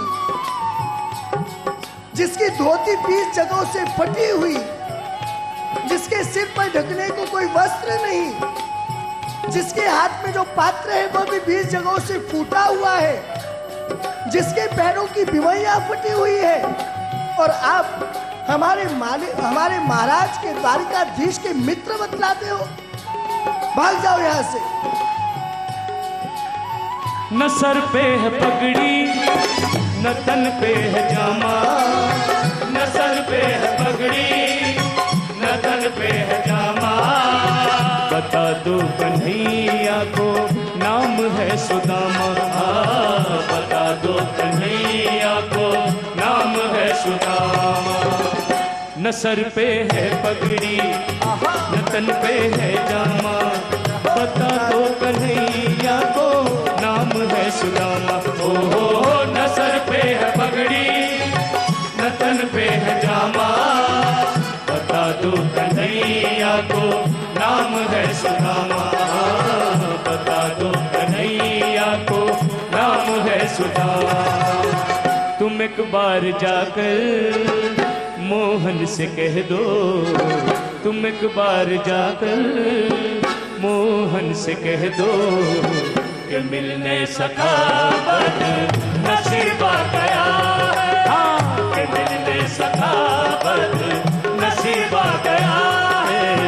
अरे द्वार वालों कन्हैया से कह दो, अरे द्वार वालों कन्हैया से कह दो कि दर पे सुदामा गरीब आ गया है, कि दर पे सुदामा गरीब आ गया है। अरे द्वार वालों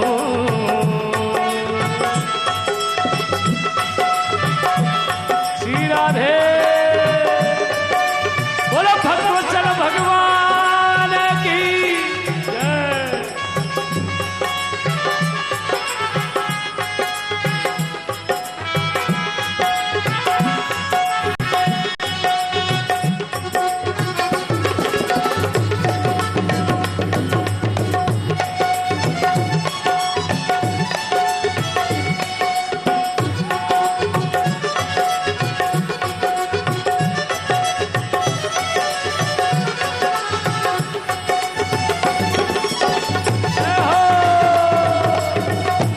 श्री राधे।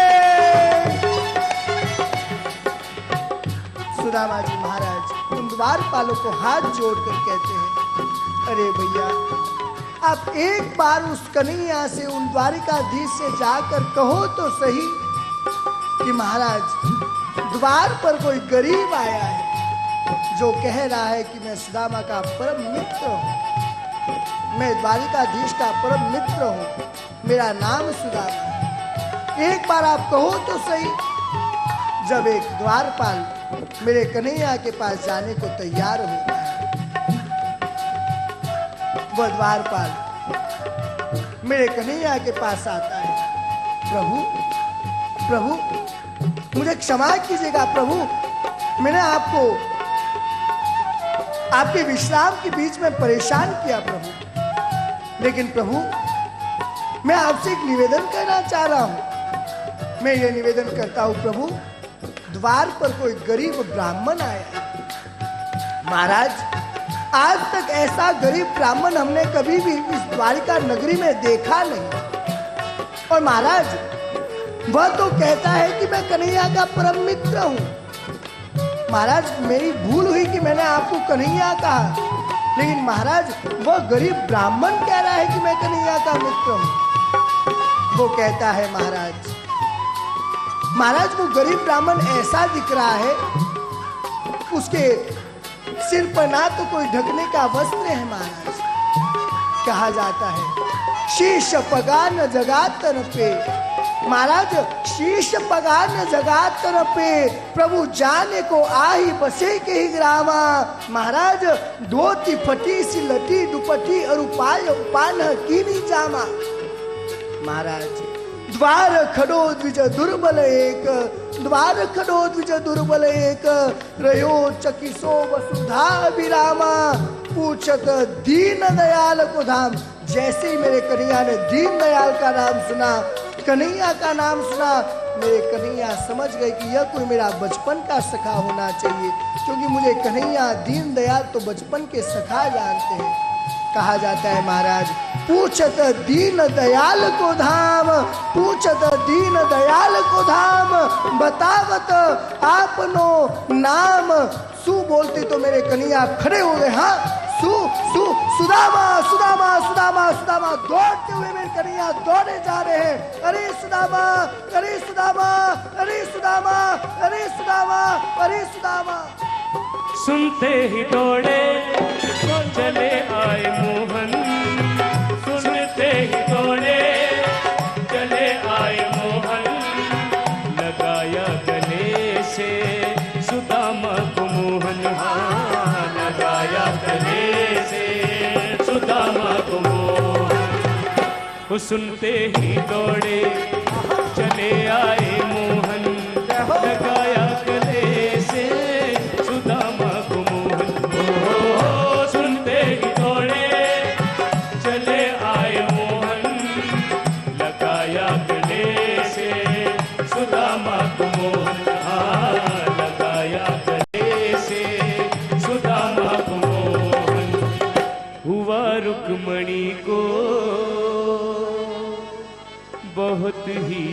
चंबा,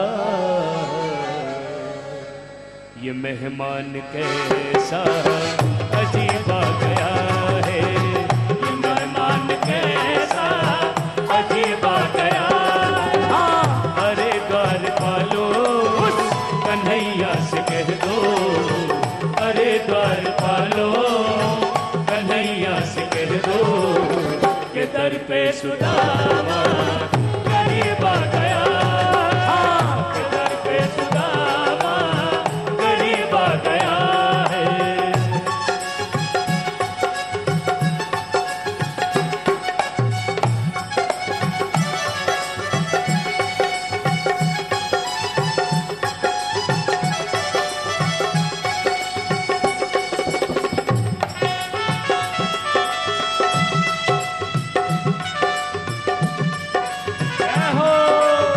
जय जय श्री राधे। बोले द्वारिकाधीश की जय हो।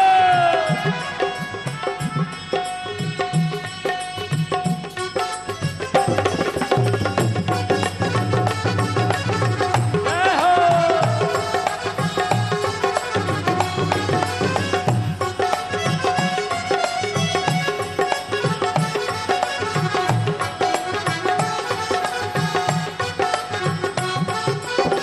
बराबर में अपने सुदामा बिठाए, बराबर में अपने सुदामा बिठाए, चरण आंसुओं से श्याम ने धुलाए। हाँ, चरण आंसुओं से श्याम ने धुलाए। बराबर में अपने सुदामा बिठलाए, चरण आंसुओं से श्याम ने धुलाए। ओ बराबर में अपने सुदामा बिठाए, चरण आंसुओं से श्याम ने धुलाए। हाँ, चरण आंसुओं से श्याम ने धुलाए। न घबराओ प्यारे जरा तुम सुदामा, न घबराओ प्यारे जरा तुम सुदामा,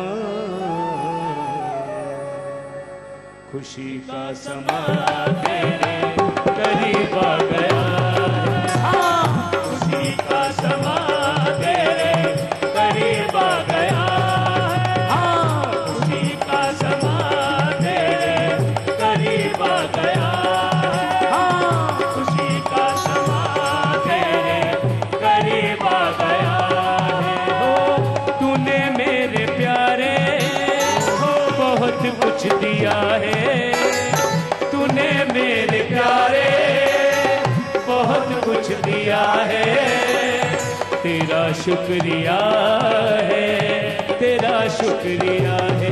हाँ, तेरा शुक्रिया है, तेरा शुक्रिया है। ओ तूने मेरे प्यारे बहुत कुछ दिया है, तूने मेरे प्यारे बहुत कुछ दिया है। तेरा शुक्रिया है, तेरा शुक्रिया है। हाँ, तेरा शुक्रिया है, तेरा शुक्रिया है। हाँ, तेरा शुक्रिया है, तेरा शुक्रिया है। हाँ, तेरा शुक्रिया है, तेरा शुक्रिया है। हाँ, तेरा शुक्रिया है, तेरा शुक्रिया है, तेरा शुक्रिया है, तेरा शुक्रिया है, तेरा शुक्रिया, तेरा शुक्रिया, तेरा शुक्रिया है। बोले द्वारिकाधीश की जय, भक्तवत्सल भगवान की जय।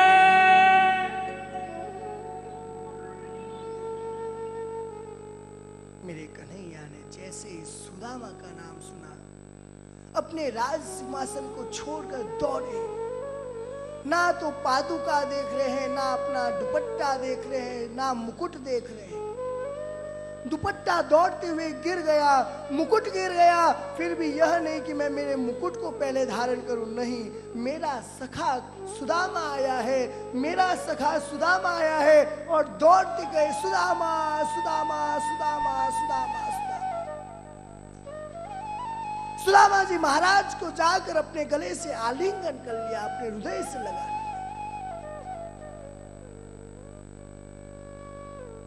अपने हृदय से आलिंगन कर आज सारे द्वारिका के नगरवासी देख रहे हैं कि आज ये कौन ऐसा गरीब ब्राह्मण कौन है जिसके लिए हमें द्वारिकाधिराज, द्वारिकाधीश स्वयं नंगे ही पैरों दौड़े।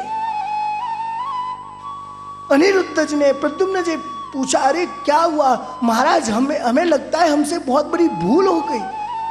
कोई द्वार पर गरीब ब्राह्मण आया और हमने यह सूचना देते ही महाराज दौड़े।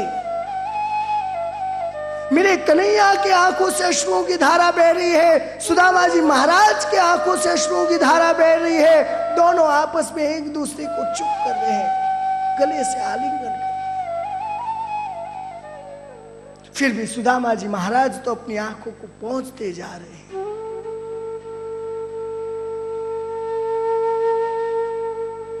कि कहीं इन द्वारिका वासियों को यह नहीं लगे कि यह गरीब ब्राह्मण इस कन्हैया से कुछ मांगने के लिए आया है ना, इसलिए रोकर अपना दुख बता रहा है।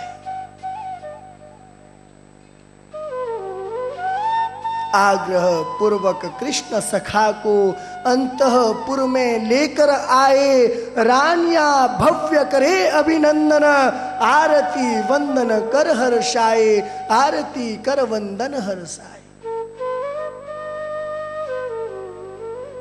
मेरे कन्हैया आग्रह से लेकर आए।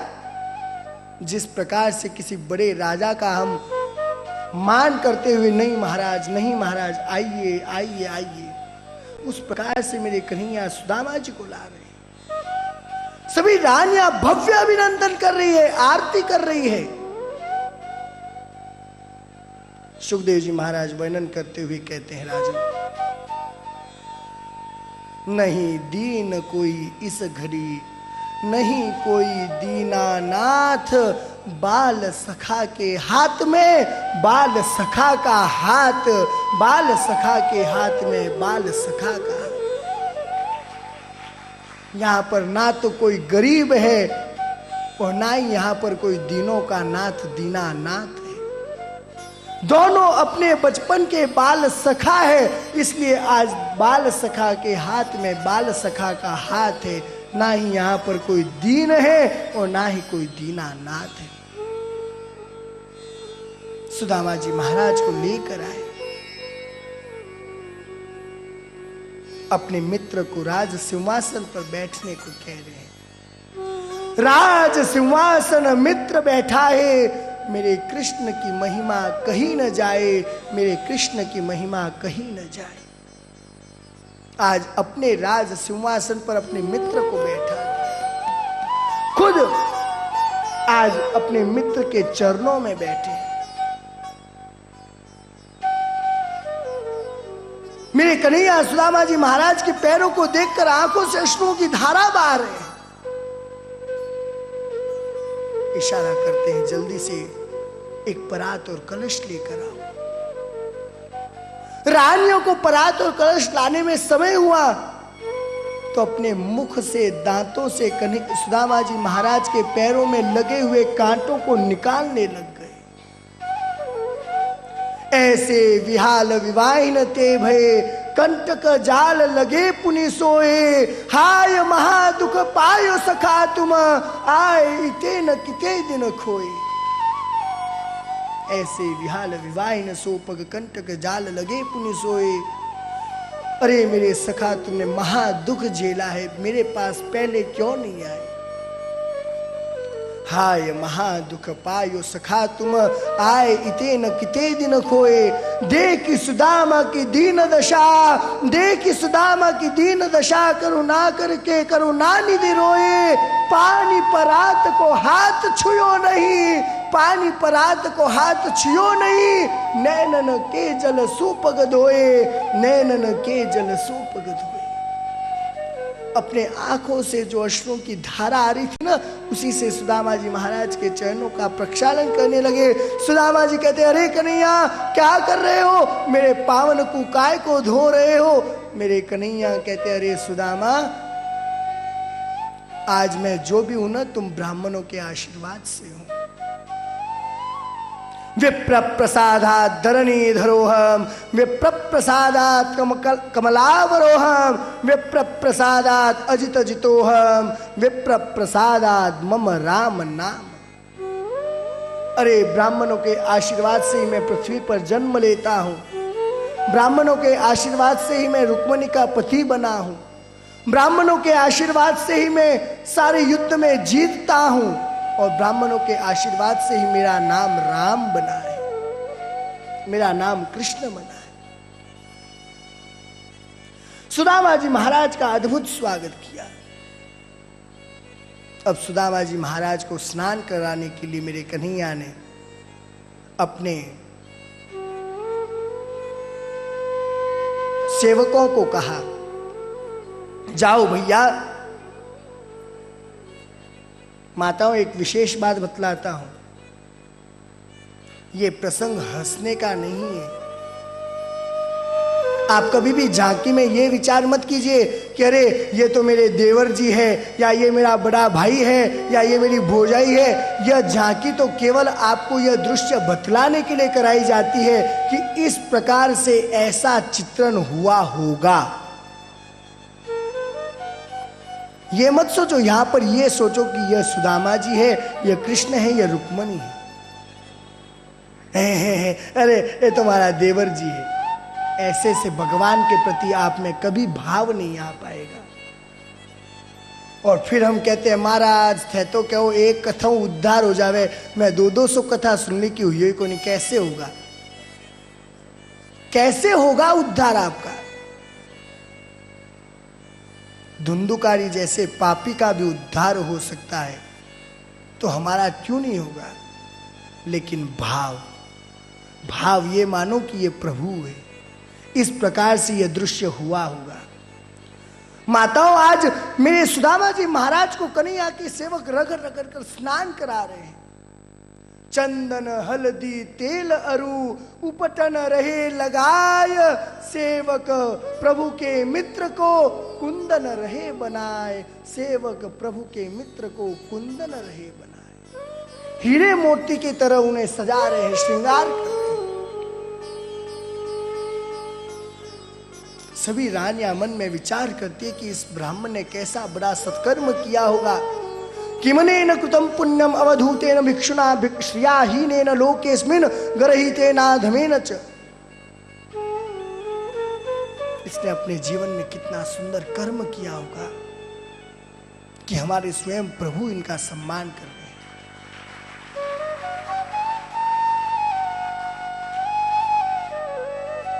अब माताओं, 56 प्रकार के भोग लगाए गए।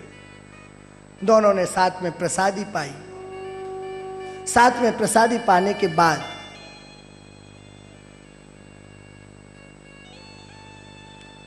कन्हैया ने अपनी रानियों को इशारा किया। कन्हैया ने अपनी रानियों को इशारा किया, प्रणाम करो, ब्राह्मण देवता है। माताओं, पहली रानी, ध्यान से श्रवण कीजिएगा। हाँ, सभी भक्तों से निवेदन है, अब ध्यान से कथा को श्रवण कीजिए। पहली रानी ने आकर सुदामा जी के चरणों में प्रणाम किया, महाराज मैं रुक्मिणी प्रणाम करती हूँ। दूसरी आई, महाराज मैं जामवती प्रणाम करती हूँ।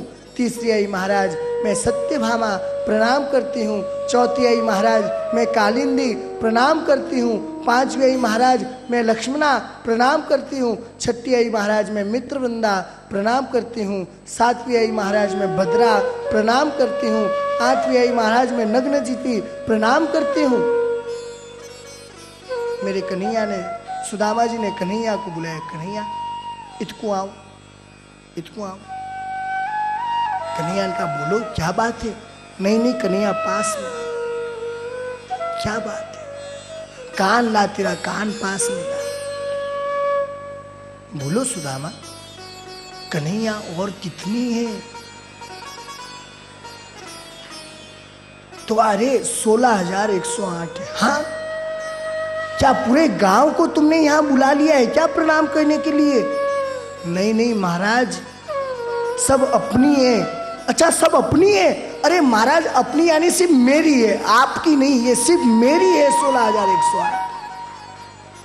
अरे कन्हैया, इतनी रानियों को आशीर्वाद देते देते मेरा हाथ पूरा चला जाएगा। ऐसा कर ना, तू सभी को स्पर्श करके तू ही मेरे चरणों में प्रणाम कर ले। और माताओं, आज स्वयं कन्हैया मेरे सुदामा जी महाराज के चरणों में प्रणाम करते हैं। माताओं, आज तक आपने यही आशीर्वाद सुना होगा, ओम शीर वर्चस्वमा यश्चमा आरोग्यमा विदाक्षो वर्णवानम मह्यते धान्यम धनम पशुम बहुपुत्र लाभम शत संवत्सरं दीर्घमायु। लेकिन आज सुदामा जी महाराज ने जो आशीर्वाद दिया ना, वो आशीर्वाद इतना सुंदर दिया। स्वस्त्यस्तु ते कुशलमस्तु चिरायुरस्तु ऐश्वर्यमस्तु रिपुक्षयोस्तु धन धान्य समृद्धिरस्तु वंशे सदैव भवताम हरि भक्तिरस्तु। अरे कन्हैया, पूरा तुम्हारा वंश भगवान के चरणों में समर्पित हो जाए, भगवान के चरणों में समर्पित हो जाए। वंशे सदैव भवताम हरि भक्तिरस्तु। अब मेरे कन्हैया ने सुदामा जी से कहा, भैया तुम्हारा विवाह हुआ या नहीं? सुदामा जी का हुआ ना, एक भाभी है तुम्हारे, उनका नाम सुशीला है। अरे तुमने मुझे बुलाया नहीं, तुमने मुझे नहीं बुलाया। अरे लाला, मेरा तो एक विवाह हुआ, मैंने उसमें नहीं बुलाया। तुम्हारे तो 16,108 विवाह हुए, तुमने एक में भी मुझे याद किया क्या? तो कहा, अरे सुदामा, ऐसी बात हुई कि मैं जब सवेरे जाता था तो खाली हाथ जाता था, मुझे पता नहीं रहता था कि मैं विवाह करने वाला हूं, और वापस आता तो 10-15 को साथ लेकर आता था। ऐसे मेरे विवाह हुए हैं सारे। आज कन्हैया ने कहा, मेरी भाभी ने मेरे लिए क्या भेजा है? सुदामा जी महाराज ने मन में विचार किया कि ऐसे कनक भवन में रहने वाले मेरे कन्हैया को, द्वारिकाधीश को, क्या मैं इतने से चावल दूंगा? सुदामा जी महाराज मन में शंका करने लगे, मैं इतने बड़े व्यक्ति को ये चावल कैसे दे सकता हूं? बात को टालने लगे। अरे लाला, तुम्हें मालूम है हम गुरुकुल में अध्ययन करते थे, कितना अध्ययन करते थे, क्या करते थे? नहीं, मुझे ये बताओ, भाभी ने क्या दिया? भाभी ने क्या दिया, यह बताओ। सुदामा जी महाराज बार बार अपनी पोटली को संभाल रहे थे। कन्हैया समझ गए, जरूर इस पोटली में ही कोई राज छिपा हुआ है। बातें करते करते अचानक से कन्हैया ने उस पोटली को छीन लिया। अरे वाह, अरे वाह, और झट से खोल। अरे अरे अरे अरे अरे, मेरी भौजाई को, मेरी भाभी को किसने बताया कि मुझे चावल का चिवड़ा इतना प्रिय है? अरे सुदामा, तुमने बताया ना कि कन्हैया को चिवड़ा प्रिय है। मेरे कन्हैया एक ग्रास मुंह में लेते हैं और 1 लोक जितनी संपत्ति सुदामा जी महाराज को दे देते हैं। दूसरा ग्रास अपने मुंह में डालते हैं और दूसरे लोक के जितनी संपत्ति सुदामा जी महाराज को दे देते हैं। और तीसरा ग्रास जैसे ही लेने लगते हैं, रुक्मणी जी हाथ पकड़ लेती है। प्रभु, क्या कर रहे हो? क्या कर रहे हो प्रभु आप? बाहर से तो यह कह रही है कि प्रभु आपको उधर पीड़ा हो जाएगी। सुदामा कहते हैं, हाँ लाला, हाँ भाभी सही कह रही है, कच्चा मत खाओ, उधर पीड़ा हो जाएगी। लेकिन रुक्मणी मन ही मन प्रभु को कह रही है, प्रभु आप क्या कर रहे हो? क्या चाहत आप हो न भिखारी? क्या आप भिखारी बनना चाहते हो? आपने 2 लोक की संपत्ति उस सुदामा को दे चुके हो। अगर तीसरे लोक की संपत्ति भी दे दोगे तो वो हम कहां रहेंगे? क्या आपने अपना कोई ठिकाना लगा रखा है क्या? प्रभु ध्यान करो। कन्हैया ने कहा, रुक्मणी तुमसे एक बात पूछना चाहता हूं। जो ब्राह्मण मेरे द्वार पर आपका पत्र लेकर आया था, उस ब्राह्मण को तुमने क्या दिया? माताओं सच कहूं ना तो रुक्मणी मैया ने उस ब्राह्मण को कुछ नहीं दिया। रुक्मणी मैया ने कहा, अरे ब्राह्मण देवता, आपने जो कर्म किया है ना, उस कर्म के अनुसार मैं आपको देने के लायक कुछ भी नहीं हूं, लेकिन महाराज मैं स्वयं सशरीर आपके चरणों में साष्टांग दंडवत प्रणाम करती हूं, आपके चरणों में वास करती हूं। इसे माताओं, ब्राह्मण की जेब में फूटी कौड़ी नहीं रहती, लेकिन ब्राह्मण जिस घर में अपना चरण कमल रखकर आ जाता है ना, उस निवास स्थान पर, उस घर में साक्षात लक्ष्मी जी का वास हो जाता है। प्रेम से बोली श्री राधे। इसलिए तो भक्त कहते हैं, महाराज केवल हमारे घर पर एक बार पगफेरा करके चले जाओ। ब्राह्मणों की जेब में कुछ नहीं रहता, लेकिन ब्राह्मणों के चरणों में साक्षात लक्ष्मी जी रहती है। आज सुदामा जी महाराज कहते, कन्हैया अब मुझे जाना है। अरे मेरी भाभी ने तो मेरे लिए कोई संदेशा भेजा होगा ना? हाँ लाला, एक संदेशा भेजा है। क्या संदेशा भेजा है? तो लाला, तुम्हारी भाभी ने कहा है कन्हैया को कहना कि 1 माह में पाख द्वई एकादशी होए, लेकिन मेरे घर गोपाल जी नित्य एकादशी होए। मेरे घर गोपाल जी नित्य एकादशी होए। मेरे कन्हैया की आंखों से अश्रु बहने लग गए। मेरे कन्हैया ने कहा, सुदामा जी इस बार मेरी भौजाई को जाकर कहना, भाभी है नी ही सो है गई, अब ना ऐसी होए। भाभी तेरे द्वार पर नित्य द्वादशी होए। भाभी तेरे द्वार पर नित्य द्वादशी हो। रोजाना तुम बड़े बड़े ब्राह्मणों का भोजन करवाना, ब्राह्मण भोज करवाना। सुदामा जी महाराज द्वार पर गए, अपने निवास स्थान पर जाते हैं, गांव जाते हैं। कुटिया दिखती नहीं है, बड़े बड़े प्रासाद महल खड़े हैं।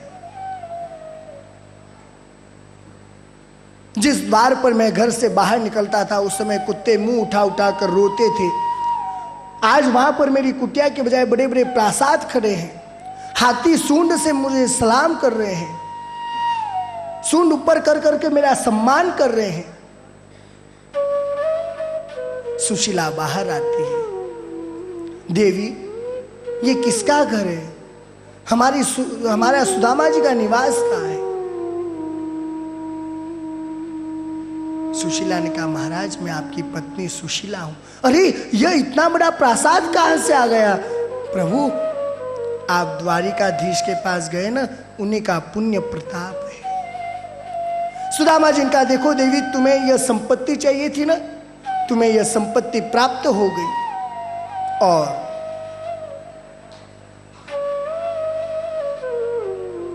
मुझे भगवान द्वारिकाधीश के दर्शन करने थे, वह प्राप्त हो गए। अब मैं जाता हूं। सुशीला ने कहा, प्रभु अगर आप यहां से चले जाएंगे तो यह संपत्ति मेरे भी किस काम की? मैं भी आप ही के साथ भगवान का भजन करने के लिए चलती हूं। और जैसे ही सुदामा जी महाराज और सुदामा जी महाराज की पत्नी अपने उस महल से भगवान का नाम जप करने के लिए वन की ओर निकलने लगे, और अंदर से उसी क्षण आवाज आती है, सुदामा, ओ सुदामा, सुदामा। सुदामा जी ने कहा, अरे मुझे कौन बुला रहा है? पीछे मुड़कर अपने भवन में देखते हैं तो क्या देखते हैं? साक्षात मेरे कन्हैया बाल रूप में सुदामा जी महाराज के भवन में आकर बैठे हैं। और सुदामा जी महाराज ने उनको देखकर प्रणाम किया। अरे कन्हैया, आज तक तो मैं मानता था कि तुम दीनों के नाथ दीनानाथ हो, लेकिन आज मुझे ऐसा आभास हो रहा है, प्रत्यक्ष साक्षात्कार हो रहा है कि लाला तुम तो सेठों के सेठ सांवरिया सेठ भी हो। तुम तो सेठों के सेठ सांवरिया सेठ भी हो। माताओं, एक बार सभी इस प्रसंग पर, सांवरिया है सेठ प्रसंग पर, सभी भगवान कृष्ण की स्तुति करेंगे। इसके बाद आपको एक महत्वपूर्ण सूचना दी जाएगी।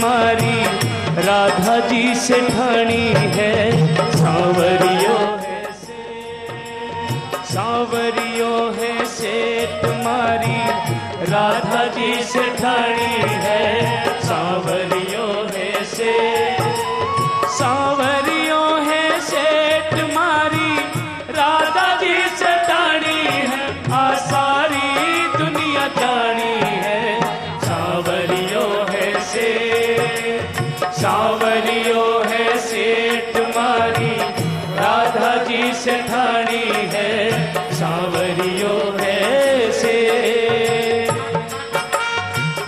जय हो।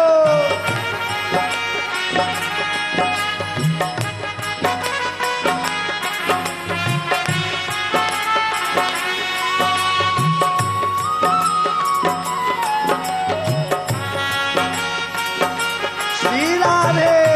श्री राधे।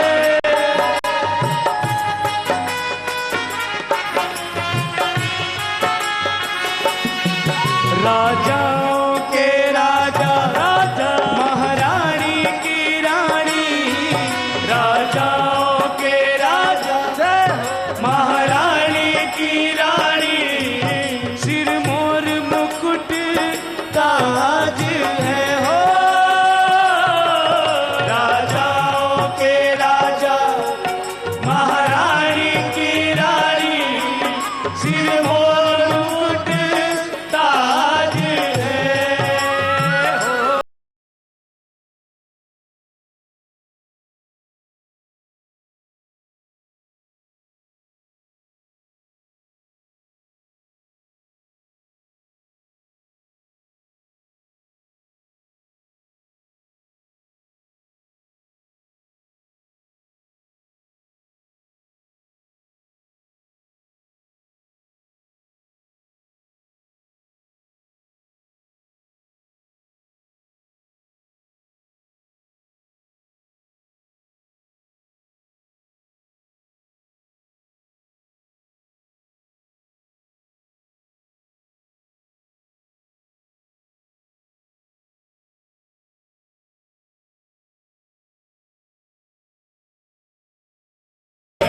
राधा जी से ठानी है सांवरियो है से,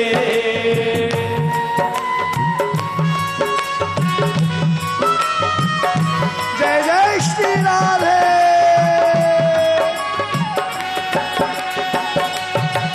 बोलो द्वारिकाधीश की। सभी भक्तों से निवेदन है कोई भी मंच पर नहीं पधारे, कोई भी मंच पर ना नहीं धन आएगा। की कमी है हो, ना धन की कमी है, भरिया भंडार है हो, ना धन की कमी है जय हो, ना धन की कमी है, भरिया भंडार है हो।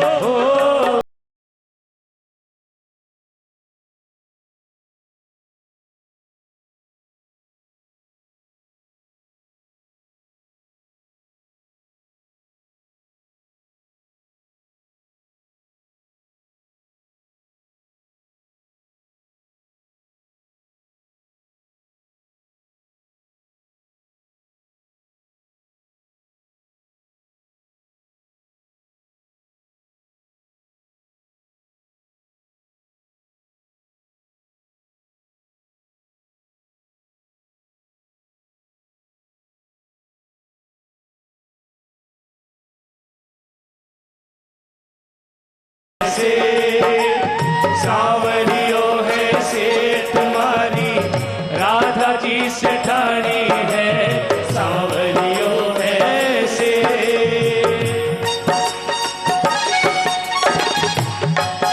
जय हो। श्री राधे।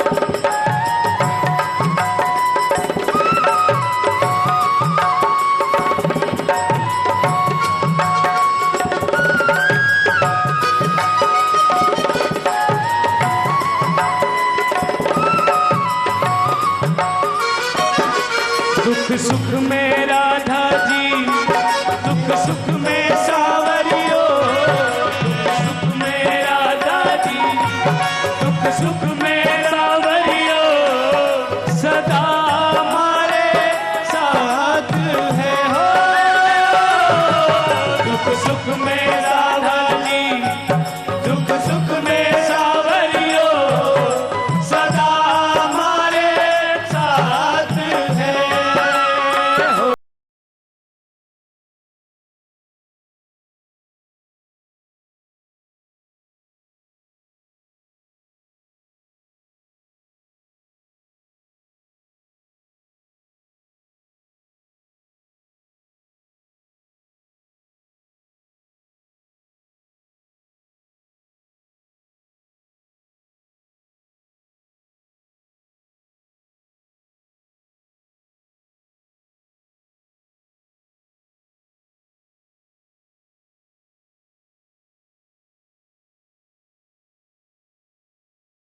सारी दुनिया जानी है सावरियों है से, सावरियों है सेठ मारी राधा जी से ठानी है।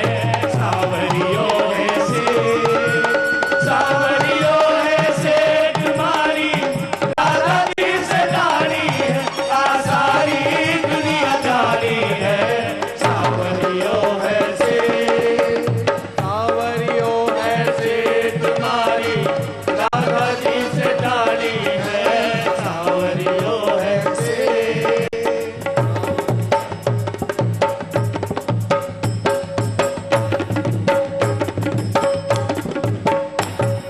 पंखिड़ा हो पंखिड़ा, पंखिड़ा हो पंखिड़ा, पंखिड़ा हो पंखिड़ा, पंखिड़ा हो पंखिड़ा, पंखिड़ा रे उड़ने जाजे नंद बाबा रे दे, पंखिड़ा रे उड़ने जाजे नंद बाबा रे दे, नंद बाबा रे देश मारे कानूड़ा रे दे, नंद बाबा रे देश मारे कानूड़ा रे दे। पंखिड़ा हो पंखिड़ा, पंखिड़ा हो पंखिड़ा, पंखिड़ा हो पंखिड़ा, पंखिड़ा हो पंखिड़ा।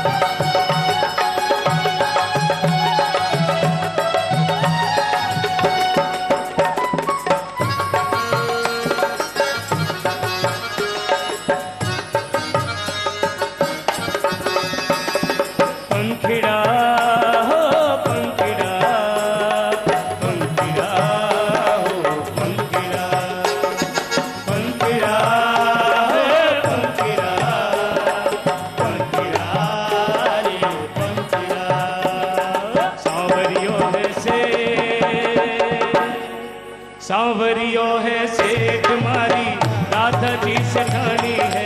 सांवरियो है सेठ, सांवरियो है सेठ मारी राधा जी से ठानी है। आ सारी दुनिया जानी है। सांवरियो है सेठ, सांवरियो है सेठ मारी राधा जी से ठानी है। सांवरियो है सेठ, सांवरियो है सेठ मारी राधा जी से ठानी है। आ सारी दुनिया जानी है। सांवरियो है सेठ, सांवरियो है सेठ मारी राधा जी से ठानी है। सांवरियो है सेठ, हाँ सांवरियो है सेठ, ओ सांवरियो है सेठ, सांवरियो है सेठ, सांवरियो है सेठ, सांवरियो है सेठ, सांवरियो है सेठ। बोलो वृंदावन बिहारी लाल की, द्वारिकाधीश की, भक्तवत्सल भगवान की। माताओं, इस प्रकार से सुदामा जी महाराज और सुशीला जी को मेरे कन्हैया की प्राप्ति हुई। सुखदेव जी महाराज वर्णन करते हुए कहते हैं, राजन आज हमारे कन्हैया को व्रजमंडल छोड़े हुए कुल मिलाकर 100 वर्ष पूरे हो गए।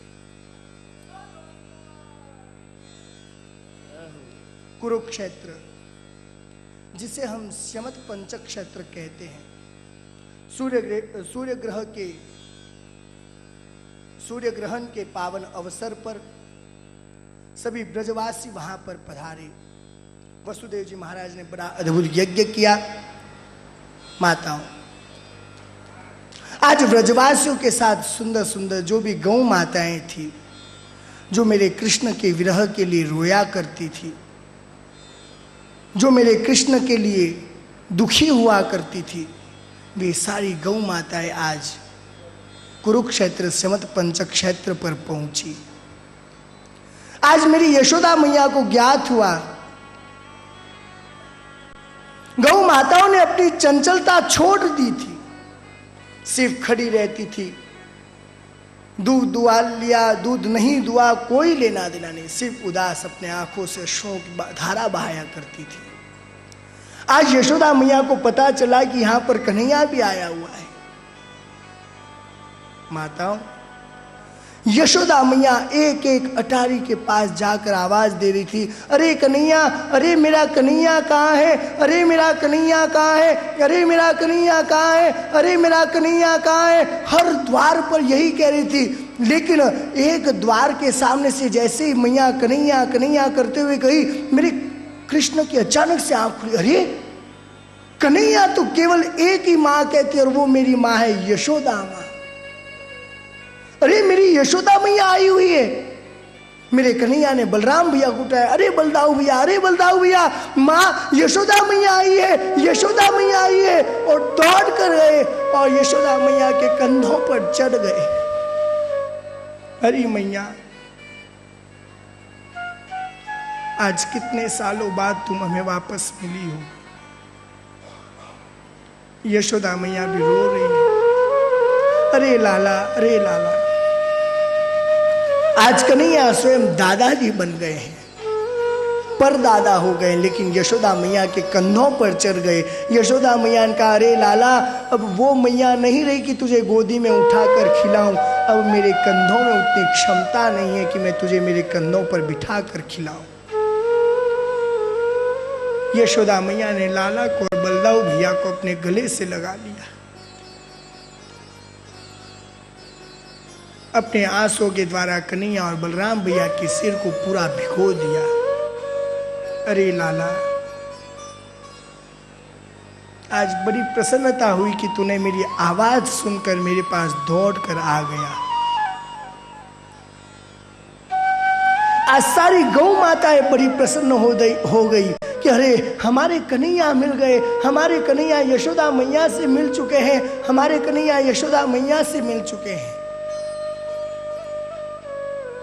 गौ माताओं की चंचलता आज पुनः उनमें आ गई, वे सब उछलने लग गई, हमारे कन्हैया आए, हमारे कन्हैया आ गए, हमारे ब्रजवासी, हमारे गोकुल के गोविंद आ गए।